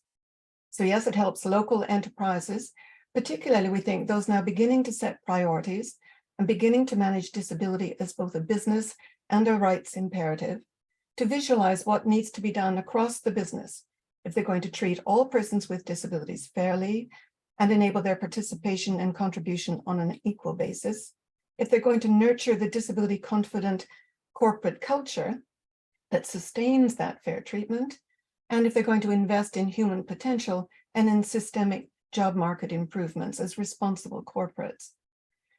We see it helping national business disability networks to see where local companies share common challenges so that they can target their efforts and resources across the network. We know it's going to enable any multinational enterprise to compare its performance country by country so that the head office can spot where their national colleagues need and would benefit from further guidance or resources or standards coming down from head office to get consistent best practice in every country in which they operate. And of course, it's designed to enable ILO Global Business Disability Network members to realize at national level their commitment to the ILO GBDN Charter, again, comparing their performance against a consistent benchmark from country to country. So some of the basic facts: it's free, which is important.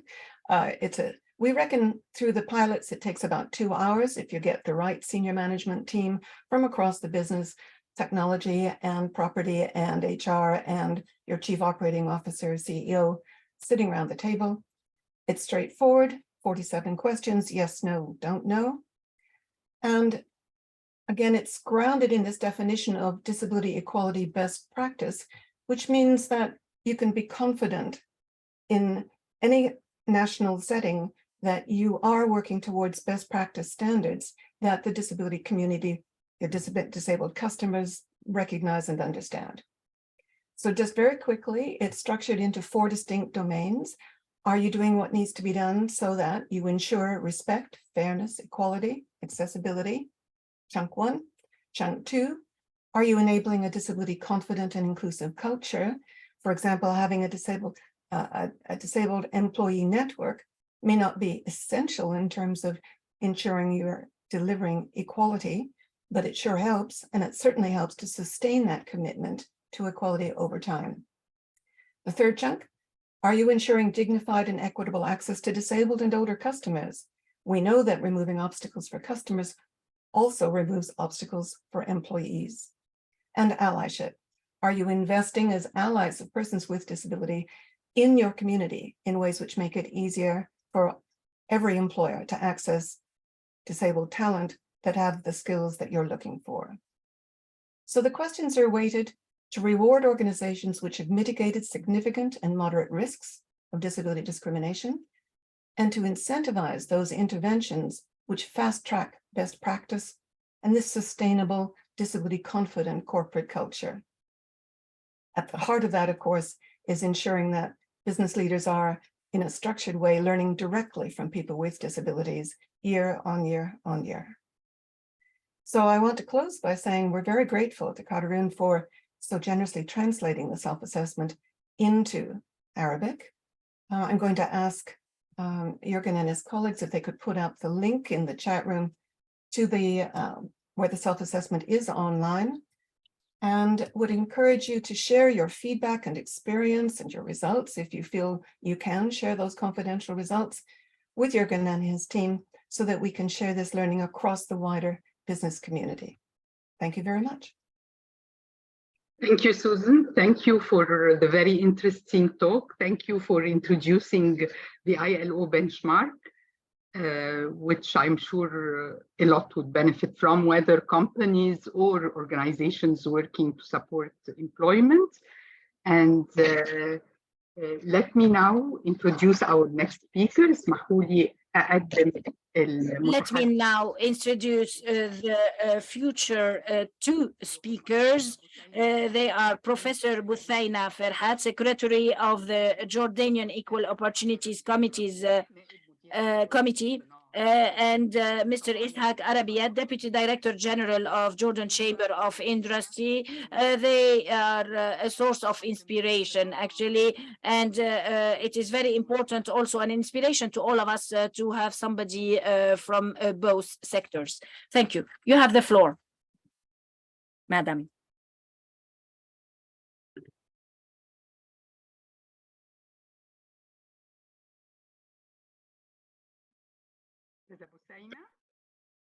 Madam Buthaina, Mrs. Buthaina, are you online? Mr. Ishaq, are you online with us? Are you with us at all? The moderator is asking. Fine. It seems that maybe somebody from ILO can reach out to them directly until they join us. I see in the Q&As that there are more than one participant asking about the accessibility to the moderators, or maybe is it possible to have any links for their organizations? So I kindly invite you to have a look at the chat. You will see that many links have been published in the chat box. You have the link on self-assessment, the ILO self-assessment. There is another one for Purple Space, and also another link to reach out to Helm, and also to the GBDN strategic advisor. So you can take the links and then get connected with them. There was also another question about the registration. Is it going to be ongoing afterwards? I have no doubt that ILO will respond to this question. Professor Buthaina, Mrs. Buthaina, Mr. Ishaq, are you online? Are you with us now? Iqbal, I fear... Well, obviously, sorry. there is a problem. Yes, sorry, Iqbal, sorry to come in here. I think the colleagues from Jordanian had technical difficulties connecting after all. So I think we can, well, unfortunately, they will not join us now, but I think then it's also time now to move to the next session, if you're okay. Yes, exactly. Let me just wrap up quickly what has been said. I'll do it in English because all presentations were in English.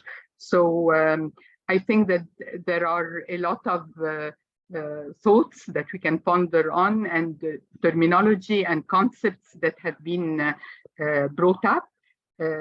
Pro-abled, professionally abled, and this is a key, how to ensure that the persons with disabilities are professionally able. And also what Samer told us about the increase in the digital field and the remote job, which makes employment easier. For Helm, there were questions that are important questions. How come we cannot find talents? How can we bridge this gap? How can each model fit every organization? How can we be flexible when we talk to companies about inclusive models? For Brandon and for Susan, for Brandon in particular, there is this disability confidence concept, and how to share, when to share, and what to share about being disabled when you apply for an organization. And that it is an art and a science. It is both supporting inclusion is both an art and a science. And finally, this very interesting benchmark tool for ILO about how organizations can measure their disability inclusion, equality, and inclusion. Thank you, and to you, Jürgen. Yeah, thank you very much, Iqbal, for the moderation, but also a very insightful, very relevant summary of what we heard from the different speakers just now. So thanks again to you, Iqbal, and all the speakers who were part of this session. Thank you. Of course, as this is a tool of the ILO Global Business and Disability Network, we really encourage you to check out the tool to see how companies, or whether they're on track or not. The link is in the chat box. Now, the second session is over. We're moving to the third session, facilitating mutual learning among inclusive companies. Well, this conference is of course contributing, hopefully, to that. But we want to learn more about how companies can learn from each other on disability inclusive practices, specifically also the employment of persons with disabilities. The moderator will be El-Saie Torki. He's a senior advisor at the Federation of Egyptian Industries. And with that said, over to you, Dr. Torki. Thank you so much, Jürgen. I'm really very pleased to moderate this important session on facilitating mutual learning among inclusive companies. The main objectives of this session is how to emphasize this, how disability networks can be an effective way to learn from each other, on how to improve inclusive employment practices, to showcase how networks engage with companies, organizations, other stakeholders to create more disability inclusive work environments. And also, as objective is how to encourage the establishment of more national business and disability networks. Our speakers in this session, we will start with Jürgen Menze, Disability Inclusion Officer at ILO, Mr. Amr Khashashgi, Chairman of Qadirun Business Disability Network, chaired by Miss Khulud El-Haddad. And then Marlena Di Costi, founder and CEO of the Butterfly Initiative, director of the Inclusive Employment Ecosystem. And finally, Renata Baur-Richter, program manager at Cedra Foundation for Inclusion. Our first speaker will be you, Jürgen Menze. I don't know if I have to introduce you again, but very shortly. You coordinate our network, which includes more than 35 multinational enterprises and over 30 national company networks working jointly for disability employment. You hold a master's degree in economics and another one in political science and history. So can you give us an idea about some of the impacts and benefits on members' disability inclusion journey after joining a business and disability network? And how can you see the main challenges facing employers and companies to join the disability network? And you have 4 minutes. Yeah, thank you. I'll be very quick. And thanks for giving me the floor this time as a presenter.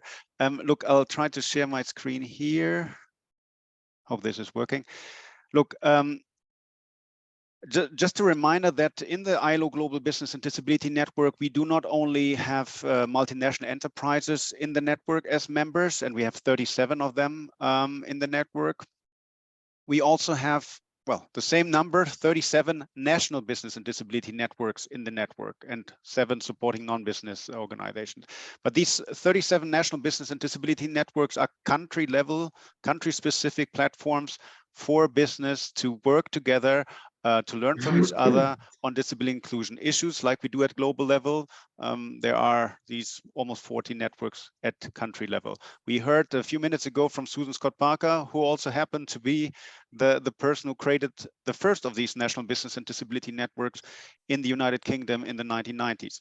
Now, on the screen here, I have on display a world map with pins indicating where these national business and disability networks actually exist.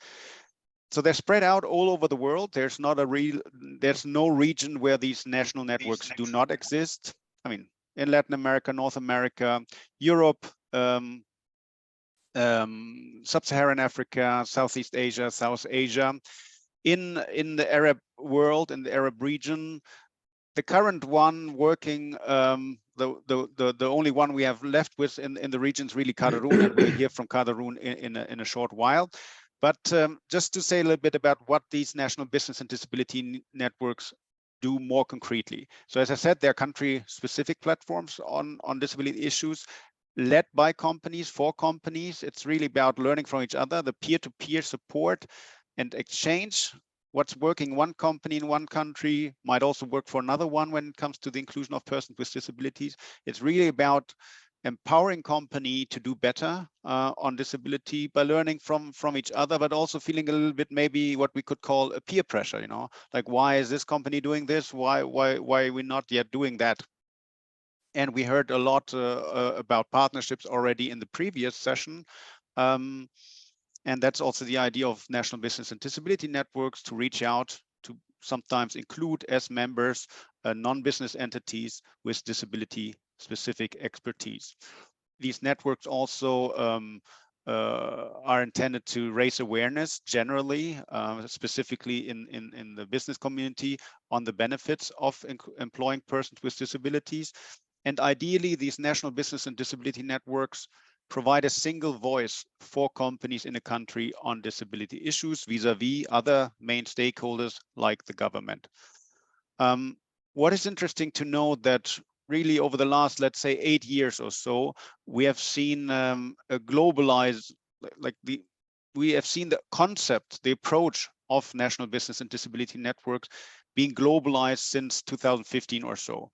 I mean, hopefully it's fair to say that the ILO can be attributed to some of this globalizing effect of national business and disability networks. As I said, first one in the UK in 1991, Sri Lanka in the Global South started one in 2000, but many of those that we have currently, and I said we have 37 in the global network, were created in the last 8 years or so, but all over the world, as I said. Just an important point about membership. Their membership should be open, needs to be open for any company in the country that is willing to work on disability issues and willing to share and learn from each other. They can be small companies, medium-sized enterprises, nationally or regionally operating, but oftentimes they also include subsidiaries of multinational enterprises. And of course, when we see opportunities in a specific country, we also reach out to the multinational enterprises at global level in our global network to see how they can get involved. Civil society, that includes, of course, organizations of persons with disabilities, can be advisors to these companies in these national business and disability networks. It is important to make sure that there's at some point a formalized way of becoming and staying a member. Initially, of course, it can be more informal, so keeping the threshold rather low, so companies have a sometimes first engagement, exposure to disability issues.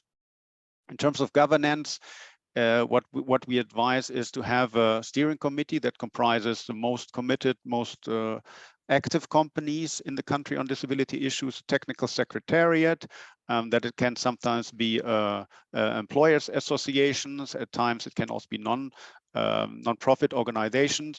In the case of the Global Business and Disability Network, obviously it's the ILO, also with a global footprint. Sometimes the challenge is to mobilize resources. We know that for our work, not for the work of the ILO also, but any work we want to do, who is funding that?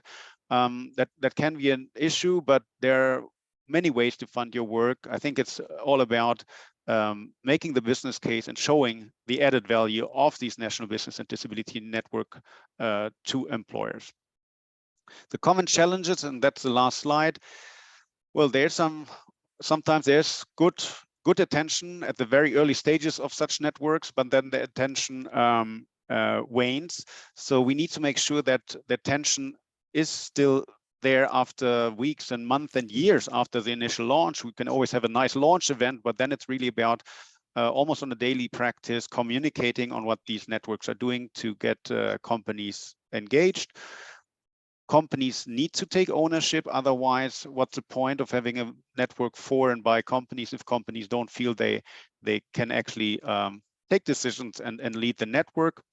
And then another challenge, how sometimes to connect at local level the business community and the community of organization of persons with disabilities or the disability movement in an effective way. I already mentioned financial sustainability. Anyways, I'm saying all of this. So if in your country where you are right now, in your company, in your organization, you think about, look, there's enough interest in the business community to start such network. And we hear more about Qadarun in Saudi Arabia, which is a more concrete example from the region. Please also reach out to us at the ILO. We can try to help and also connect you to like-minded allies in your specific country. Thanks so much. Thank you, Jürgen, very much for this overall and comprehensive presentation on the network, which is really helpful for the other participants in this webinar to see how can they join. Our second speakers will be Mr. Amr Khashashgi, Chairman of Qadirun Business Disability Network, Saudi Arabia. Mr. Amr is a Saudi Arabian businessman, environmentalist, and philanthropist. He's the chairman and CEO of the Amkist Group, a Saudi holding company that specializes in building materials, manufacturing and trading, real estate development and management, and renewable energy investment. He is also the chairman and co-founder of Qadirun Foundation, a charity that empowers and rehabilitates people with disabilities to become equal, effective members of the workforce. Mr. Amr has a background in public and motivational speaking, strategic planning, leadership, and community outreach. Along with Mr. Amr will be Mrs. Khulud El-Haddad, Head of Training and Consultancy Department at Qadirun Business Disability Network. Ms. Khulud leads the Training and Consultancy Department. She's an experienced disability consultant and has an extensive background in training and project management, within the private and non-profit sector. She has developed several training programs for Qadirun in 2 languages and assisted more than 40 multinational organizations on disability inclusion topics over the last 8 years. Can you please share with us Qadirun's journey, its history, how, when, why it started, structure, members, and services offered, and if also you have time to inform us of your network's key good practices and lessons learned in promoting inclusive employment. The floor are yours. Thank you. If the host can allow me to start the video, because it's blocked by the host. I think should be the ILO, yes. Okay, it's working now. بسم الله الرحمن الرحيم الحمد لله رب العالمين السلام عليكم ورحمة الله. Good morning, peace be upon you all. For bringing all of us from the Arabic world together in this regional Arab conference on inclusive employment. As we say in Arabic, one hand does not clap alone.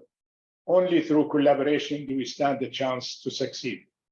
My name is Amr Khashoggi, co-founder and chairman of Qadirun. I am wearing a white thobe and shumag on my head, our national dress. I have a white beard and I'm 70 years old. Qadirun was founded in 2014 in Saudi Arabia as an employers network with the aim of including and employing persons with disability on a sustainable basis. We are proud to be a guest member of the Global Business Disability Network of the ILO for the past 9 years. We value this partnership with the ILO, where we share best practices from all members of the GBDN. Over the past years, we have built Qadirun to be a center of excellence and a house of knowledge on all matters to do with disability, in collaboration with our success partners from the public, private, and non-profit sectors.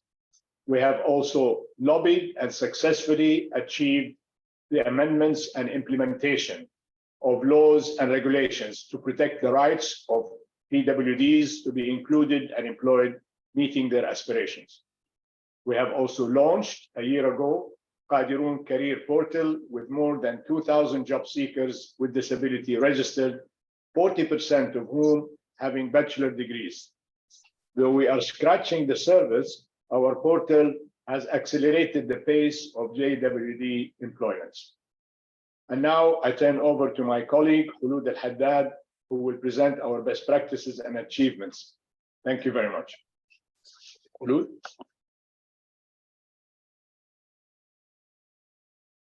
Hello, can you see my video? I think I'm seeing.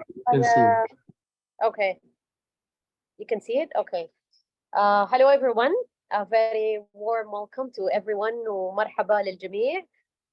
Welcome to you all. Before I start with the best practices, 2 main things I believe that helped us through our journey in Qadirun over the 9 years, which is the Vision 2030 and the Saudi Arabia's progressive policy framework towards inclusion.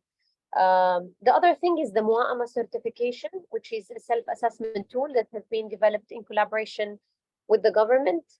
It's owned by the government, and this has been helping us to enforce inclusivity within our member organizations. Going back to best practices, I believe that learning and having organizations and companies work with us as supporters and enablers was the best key for us, and throughout working on our continuous awareness over time. Some of the courses that we give over the 9 years has been successfully running until now, such as interaction skills with people with disabilities, recruitment, inclusive products and services, communication, sign language. You have 1 minute, please. You have 1 minute. Okay. I am closing by the other best practice that we have helped us is enhancing the employability skills of people with disabilities. These employability skills we have gone a little bit maybe outside our scope, but has helped us to increase the employment rate of people with disabilities through training PWDs on 21st century skills. And thank you so much. We might have, and we still have, lots of challenges to monitor these efforts within our network. However, the government is doing a great work by monitoring the progress through our national transformation projects. Thank you so much. Thank you so much, Mr. Khashashgi. Thank you so much, Ms. Al-Haddad, for sharing with us your very fruitful experience. And now we have Ms. Marilina Di Coste, founder and CEO of the Butterfly in UAE. Marilina has a background in law and over 20 years of experience in the disability field. She is the founder and CEO of the Butterfly, the first UAE advocacy agency, and an awarded social enterprise of MAN, the Authority of Social Contribution in Abu Dhabi. Marilina was awarded by Synergis and the Rockefeller Foundation as a social innovator in the Arab world, and is endorsed by the Special Rapporteur of the United Nations for her advocacy program. Marilina is nominated for the Abu Dhabi Award. Good morning to all, and it's a pleasure. Can you hear me? Can you hear me? Hello? Can you hear us? Yes. Marilina? Can you hear me? Yes. I'd like to ask you, what are the main resources, tools you have used that could support your stakeholders to become more inclusive, and whether that is designed, whether it is your entity that designed them or other entities outside the network? Okay, I will answer to your question. I wish to describe myself. I'm a middle-aged white woman. I have short blonde hair. I'm wearing a reading glass most of the time above my head. I'm wearing a blue top, a scarf, and a bright color blouse. So before I answer to your question, I wish to introduce the Butterfly. The Butterfly is an awarded social enterprise of MAN, the Authority of Social Contribution, that is a government entity in Abu Dhabi. And we are an enabler of the Abu Dhabi Disability Strategy under the employment pillar. We are an advocacy service overall. We voice the needs of people of determination.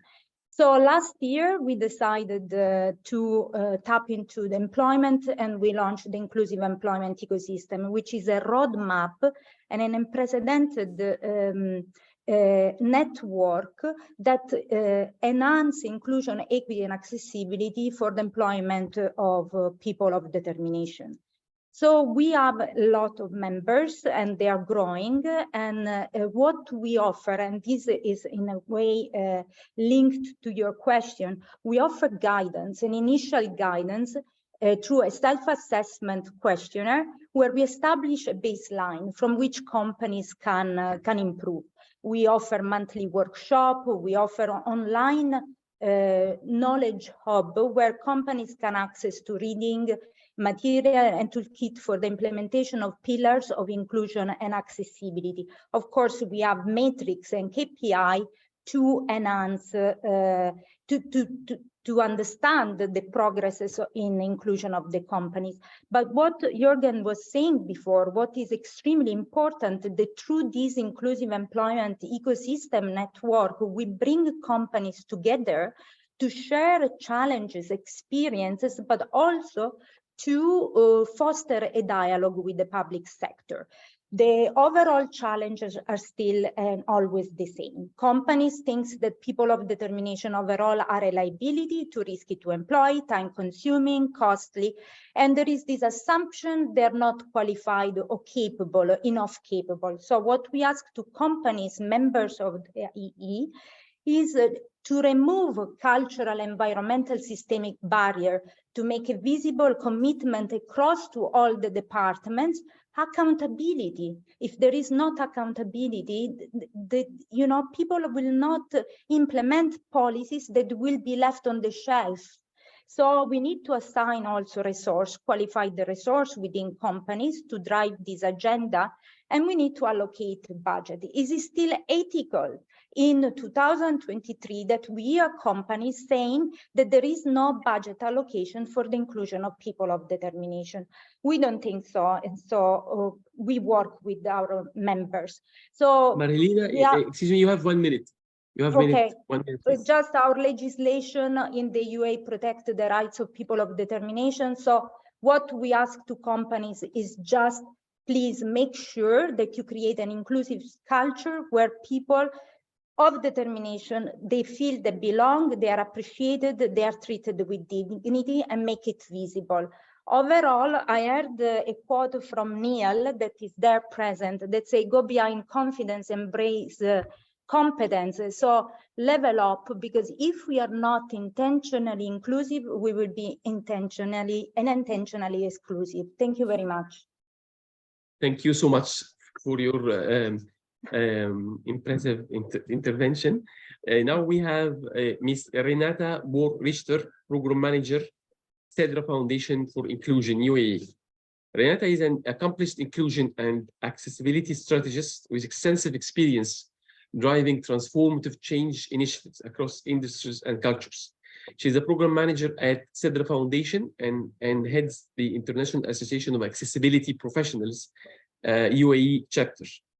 Renata leads key projects for prestigious organizations in finance, retail, culture, tourism, and the public sector. She focuses on implementing regulations, championing environmental, social, and governance practices, designing positive employment models, and enhancing consumer experiences. Renata holds a master's from the university in Austria, Krems in Austria, and is double certified by the International Association of Accessibility Professionals as a certified professional in accessible built environments and certified professionals in accessibility core competences. Renata, kindly inform us on about your network's good practices and lessons learned in promoting inclusive employment. You have 4 minutes. Wonderful, thank you. What an intense session, and let me tie the learning from my colleagues, particularly also from Marilena from the Butterfly, who operates also in the UAE, to our experiences, which goes beyond the UAE. So I'm a white middle-aged woman sporting XL black frames, black beaded necklace, also in XL, and I invite you already now to continue our conversation even after the session. Cedra Foundation is an Emirati-led bilingual civil society organization working on accessibility and inclusion since 2014, and I'm the proud program manager there. So employment is a natural key of focus of our work, and many companies in the UAE use still Western-based employment initiatives, but with little success. So let's conduct a quick experiment. Take a moment and think about how you would complete this sentence. I am. If your initial thoughts revolved around personal attributes like curious or driven or being an innovator or a runner, then I have news for you. You're weird in a very specific way. In social science, weird stands for Western, educated, industrialized, and rich. If you answered, I'm a father, I'm a sister, I'm a carer, I'm a team leader, then you're like most individuals in the world, not weird. So, and many of the initiatives we are observing and assessing are tailored to established transition systems and structures in Western countries and don't consider the social, cultural specifics of the region. That's particularly true for multinational companies we're working with. So this insight led to the establishment of the CEDRA Business Network for Inclusion and Accessibility in 2019, a platform that facilitates cross-industry dialogues. Why is this important? Let me give you an example. To respond to the local landscape, we collaborated with a major health insurance, a national airline, and others to develop talents. We hear that the pipeline of talents is dried up. So we developed an industry practitioner training for young adults of determination, taking a dual approach to learn and work. So this initiative, very informal, resulted in significant skills development and employment opportunities for those participants.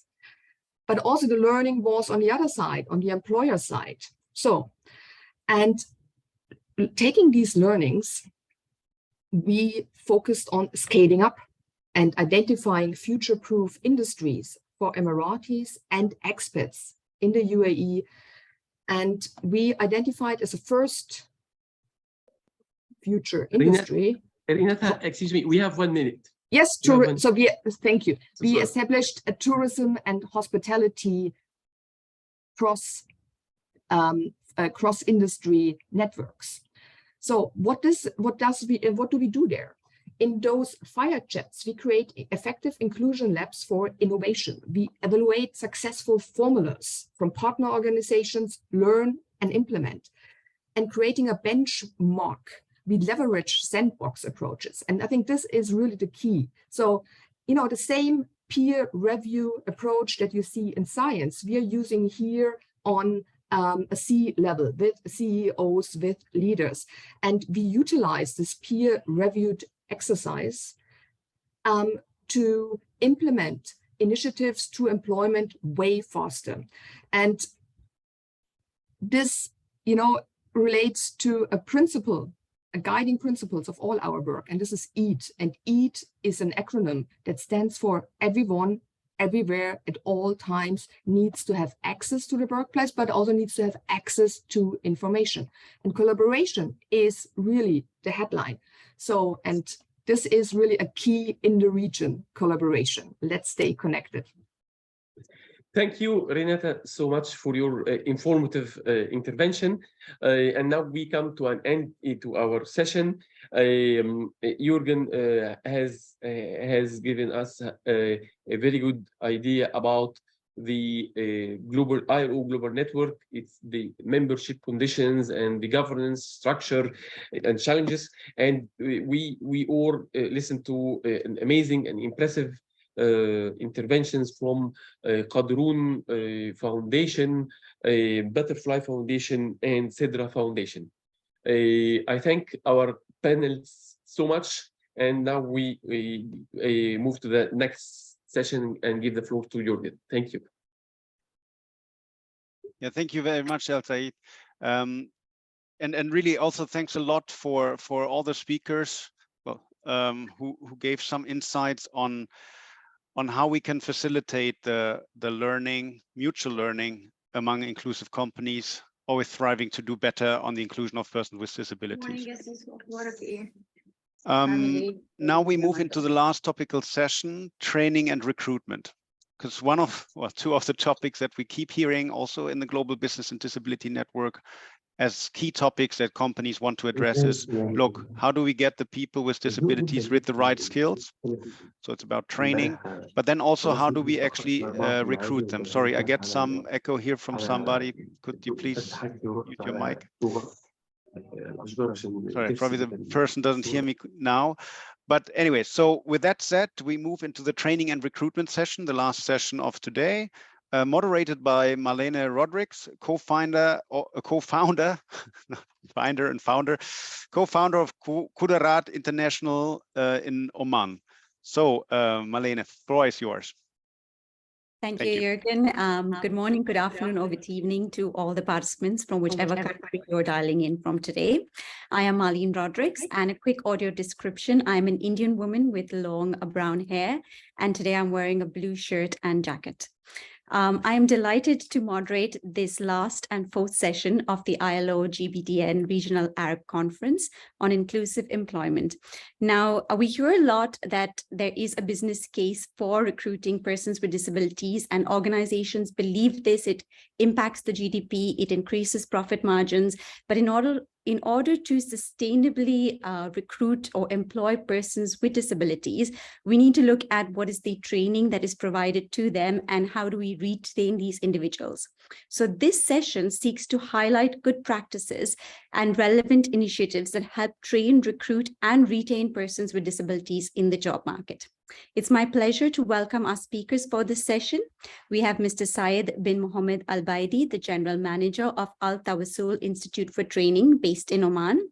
Madeline Sabri, Disability Sector General Supervisor, SETI Training Center, Caritas, Egypt. Watif Al-Salman, General Director, Human Development Institute based in Kuwait. And Shabal Dagfal, Founder, Wheelchair Taxi based in Lebanon.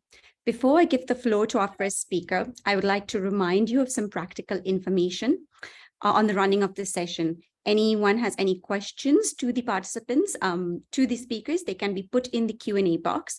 And if we have time, we will address them at the end of this session. Each organization is allocated 6 minutes for its presentation, and I request you to stick to the time given that we're running a little late and behind schedule. I'll kindly remind all the speakers to turn off your microphone and video when it is not your turn to present.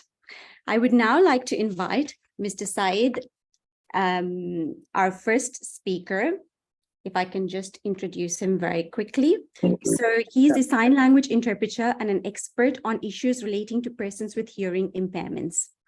He is certified by the Sultanate of Oman as a sign language interpreter and by the Arab Union of the Deaf, as well as the United Nations. In addition to being a trainer, he's the general manager of Al-Tawassul Institute for Training, which launched in 2016 and specializes in teaching sign language and providing training and educational programs for persons with hearing impairments. Mr. Syed, if we can hear from you and the training that you do, how is it that you can create more accessible training courses and recruitment processes to enable employment of persons with disabilities? Yes. Thank you very much for inviting me in this program, and I appreciate with you. But I want to speak in Arabic language because my English is not well. So we started a program for the qualification of disabled people in Sultanate Oman. This was the first program in the region and in the whole country, so that we can train people with hearing disabilities. This was more than 40 people, and they were divided into 2 groups. The first group was in Sultanate of Oman, and they were 20. And we also added further people who were very keen on being trained within this program. And as part of the other parts were in Jordan, and they were studying at different universities. And we hope to add different skills so that we can so that they are employable. And this program was prepared and arranged so that it is suitable for people with hearing disabilities and also people without hearing disabilities who have prepared these programs. And now the voice has cut out. I'm sorry. And the program has worked on the sign language, and it has many subjects that is suited to the people who need the sign language, and especially with English language, Arabic language, computer, IT skills. And I'm sorry, the voice is cutting out again. We are unable to hear the speaker. This is the interpreter. We are unable to hear the speaker. I'm afraid we're unable to hear the speaker. This voice has cut out.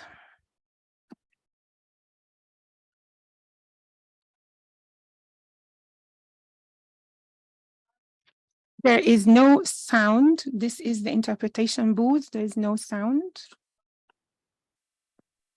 Marlene, I think we have an issue with the sound coming from the speaker. Mr. Saeed, I think we have a problem with the sound coming from. Are you able to rectify your sound so that we can hear you? Mr. Saeed, can you hear us?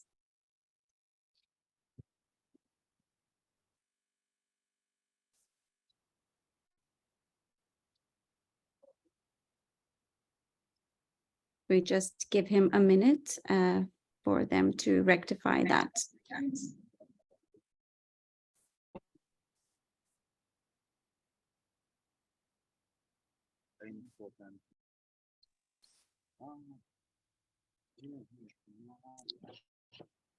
Mr. Saeed, are you still with us?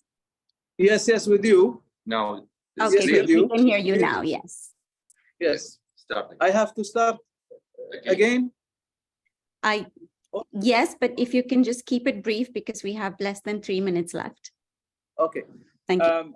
برجع مرة ثانية لبرنامجنا اللي احنا خصصناه للأشخاص من ذوي This program has been established for persons with hearing impairment, and the number reached 51 persons at all educational levels with BA degrees, and we have brought them for training and rehabilitation. And the Sultanate of Oman, in the Sultanate of Oman, in Jordan, and in some universities, in order to prepare them for the labor market. And after 8 months, which will end in August, they will be able to be employed in some institutions, be it in the private sector or in the public sector. And we hope that some of them could have their own businesses. ET Oman has been sponsoring and following up, and the program we were aiming at, they had some problems with math, with English language, Arabic language. So we trained them, and they have been certified by the Ministry of Education. And these certificates could be accepted in the labor market. With regard to employers and employing persons with hearing impairments, we had some difficulties in employing them, but there was a great feedback from those people, and they proved to be ready to get into the labor market. And also we have trained the trainers in the Institute of Training for Hearing Impaired Persons. And this was just a pioneer experience, but I hope that we can pursue it.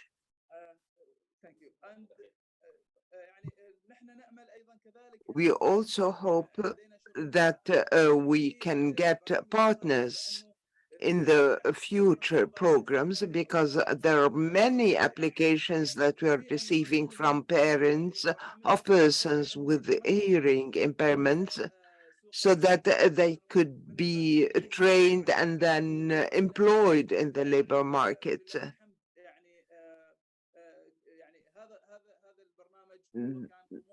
So this program was just an ambition, but it has become a reality, so that they could be employed in the perspective positions that are compatible with their competences. This is our first Omani experience, but it's not going to be the last.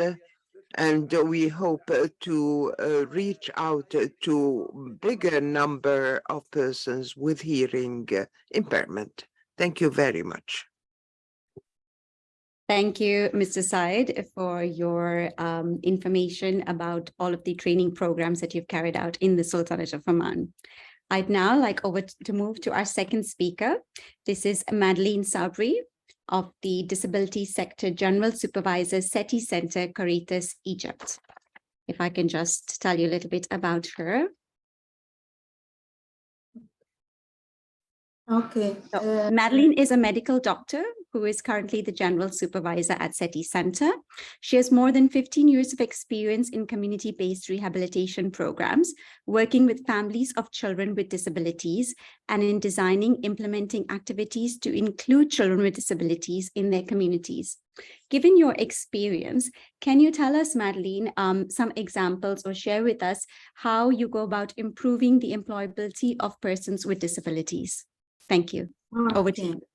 First of all, I would like to thank ILO for inviting SETI Center to participate and share their experience. SETI is stand for support, education, training for inclusion. The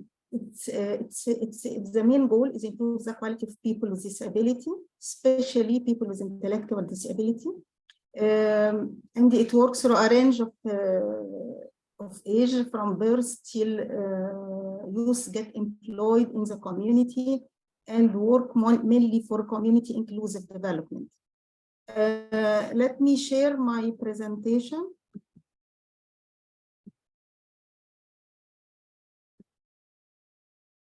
One of the programs that SETI is running for people with disability is vocational rehabilitation and employment for youth, in particular youth with intellectual disability. This is maybe the most challenging disability in including them in the work at work. So what we do with youth, what we do to employ people with intellectual disability at work,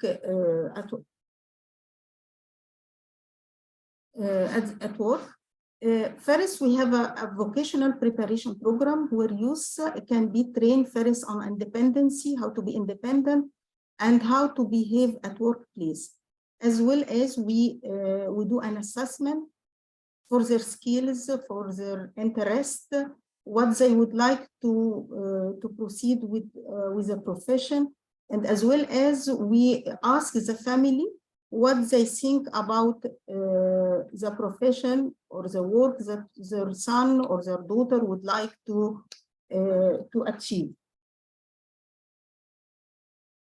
This is the first one. We have also an employment or just an office, which is called employment office, and this employment has four different things to do. First, he is looking for job, because we are not going to train youth just on a traditional training that is this is what we do for people with intellectual disability. So we do job search, we contact and meeting with businessmen, we networking with a lot of businessmen, looking for newspaper, advertise for job. We attend it's called the forum for so employment forum, so we can find and convince businessmen to employ youth with disability, especially intellectual disability. And And we do a job analysis. If we find a job, we do a job task analysis, so we can know what skills are needed for this job, and then go back to our youth and see what skills they have, and we do a job matching. So we said, okay, and matching between the skills as well as the interest. Afterward, we do training on skill of the selected job, either at city premises. Sometimes we have to be creative. You have to find a way to train youth on the job market. So sometimes we make a job sample so they can practice it at the center, as well as we do on the job training at the workplace.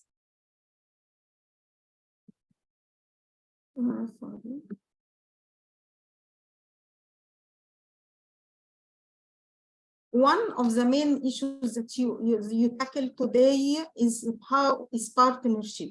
We network with different employers, and whenever we had a conference, we had something that we encourage other employers to hire people with disability.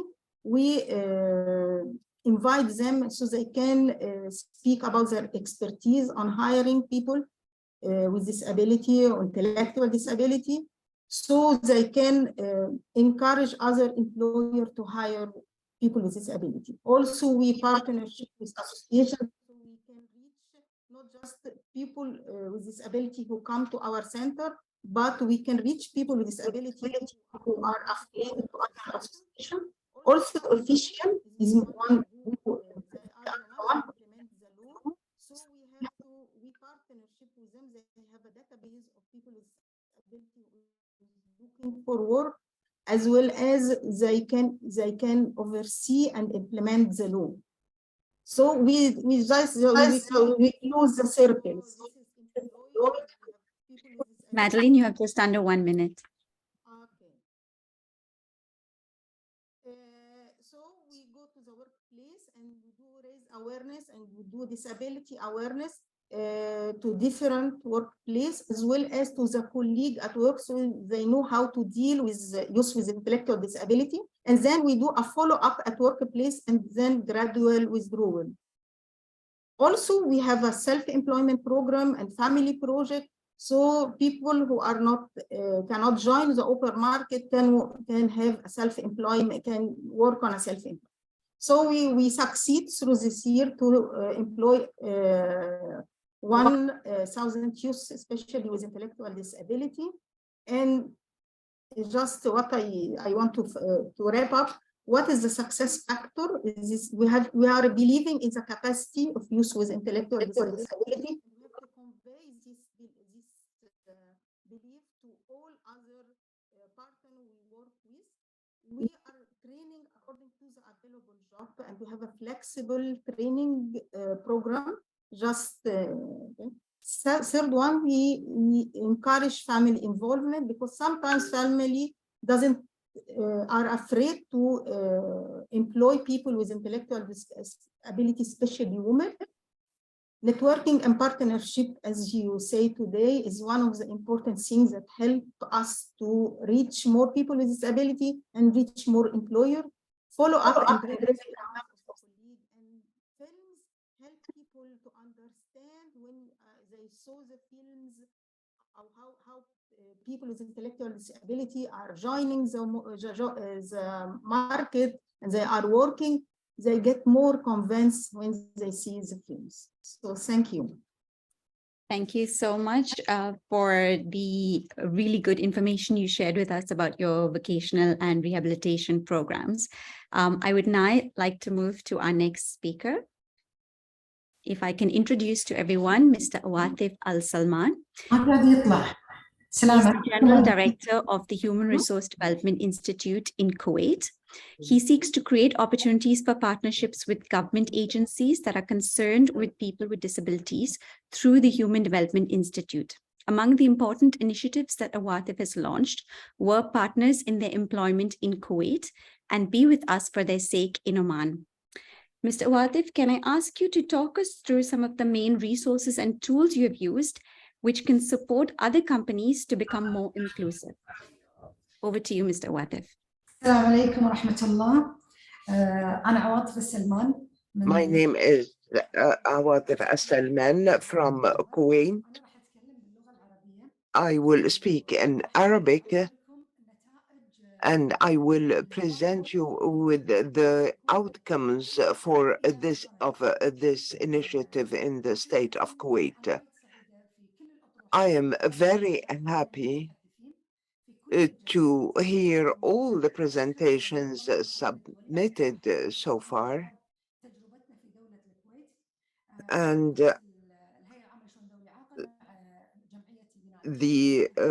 our organization has been launched in 2018, and we are ready to graduate the fourth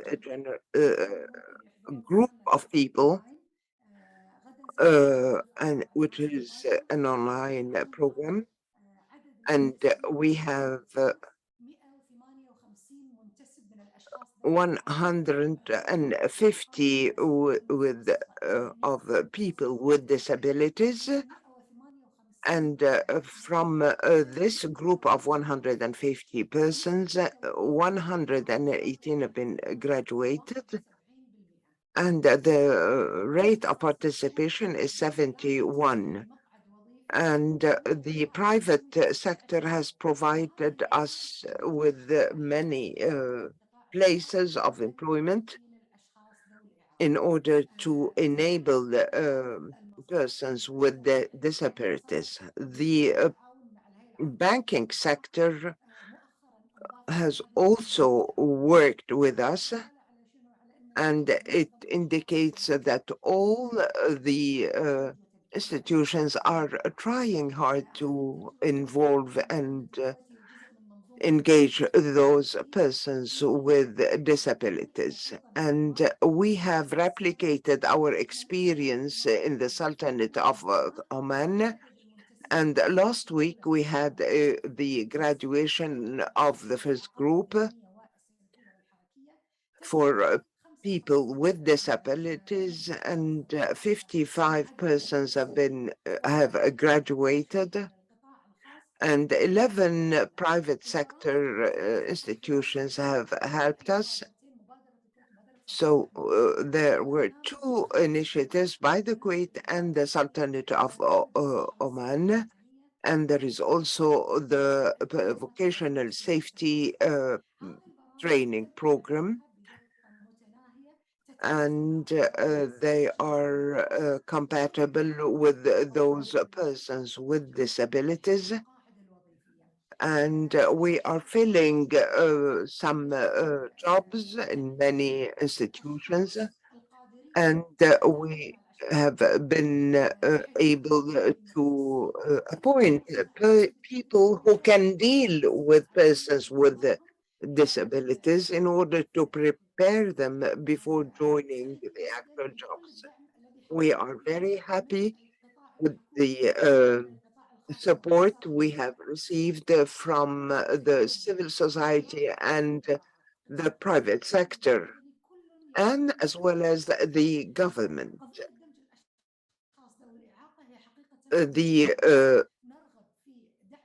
We are inviting to lay down.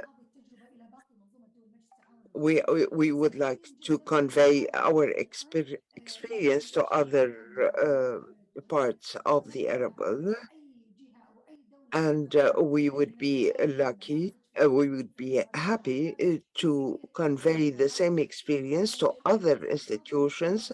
And this forum or this seminar is a great opportunity to have this exchange of views and experience, which we are all attending in cooperation with the ILO in order to attract persons with disabilities.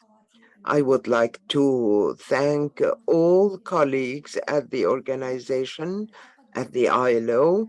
We have greatly benefited from this seminar,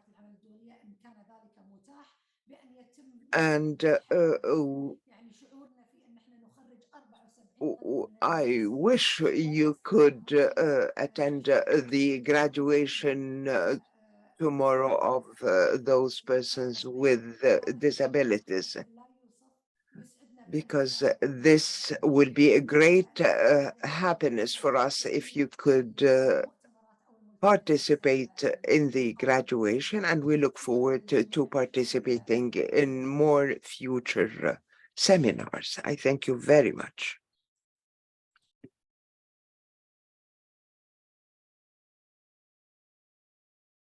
Thank you, Awatif, for sharing all of the good work you have done with the graduates in Oman, as well as where you're from in Kuwait. Now, I'd like to move on to introduce our last speaker for this session. We have with us Charbel Dagfal, who is the founder of Wheelchair Taxi Lebanon. When Charbel was 20, he had a road accident which left him quadriplegic. He faced many difficulties to move around in Lebanon. This led him to think of a way to support the mobility of persons with physical impairments. Hence, he came up with the idea in 2016 of the wheelchair taxi, which is a service for all people who use wheelchairs and need to get around. Mr. Charbel, I'd like to invite you to talk us through what are the main initiatives and practices that contribute to recruiting and retaining persons with disabilities from your experience in managing your company. Mr. Charbel, are you here with us? صباح الخير يعطيكم العافية. شكرا. Thank you, Ms. Rodriguez. Thank you, ILO. شكرا لكل المشاركين. شكرا لكل المشاركين. Thank you to all the participants. And I would like to thank all those who are supporting and can hear us.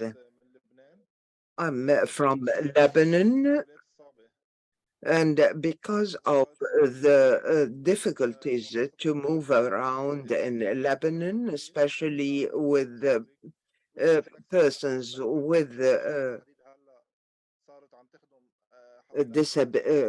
disabilities,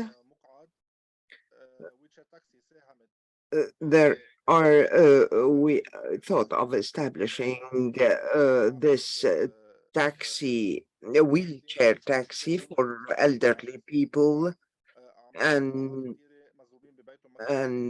people with disabilities who stayed for 10 years or over 10 years because their parents are not able to provide them with the proper transportation means.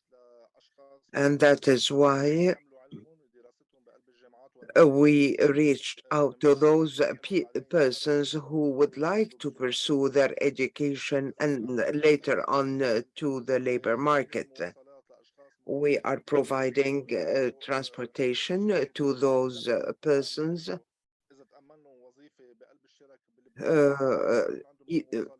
if they have a job in Lebanon in the labor market. We can help them move, and we can provide them with this means of transportation. Wheelchair taxi helped a lot of persons in Lebanon. They could be Muslims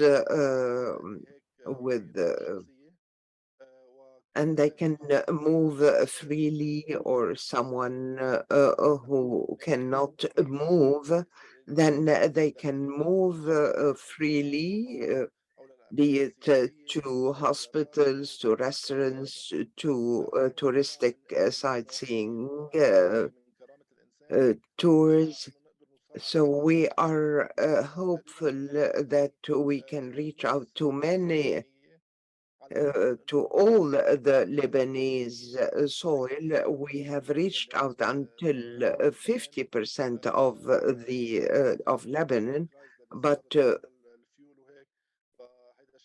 with the problems we're facing right now with the petroleum and others. But we can say that wheelchair taxi helped even drivers with disabilities, and we have European cars, we have American cars that are well equipped. And I will show you this short presentation just now.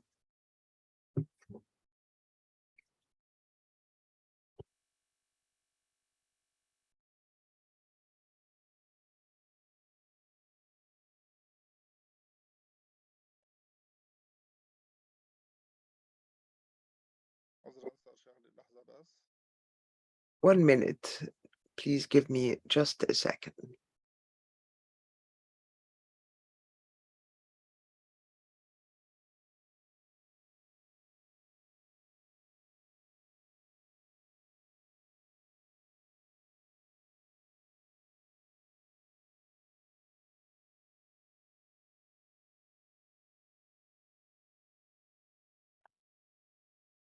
There is no sound for the interpreter. There is no sound on the video. There is no sound on the video.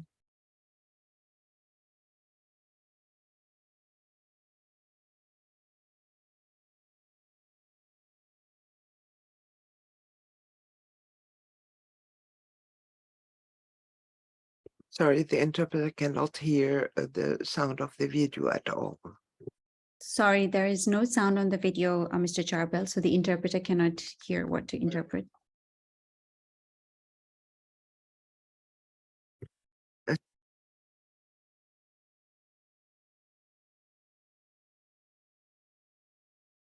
Marlene, I think we also need to wrap up this session. We have another 4 minutes for the whole conference left.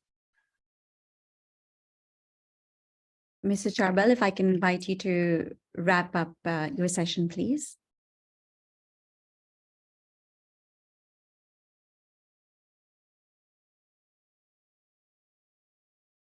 Mr. Charbel, if I can invite you to wrap up your session, please.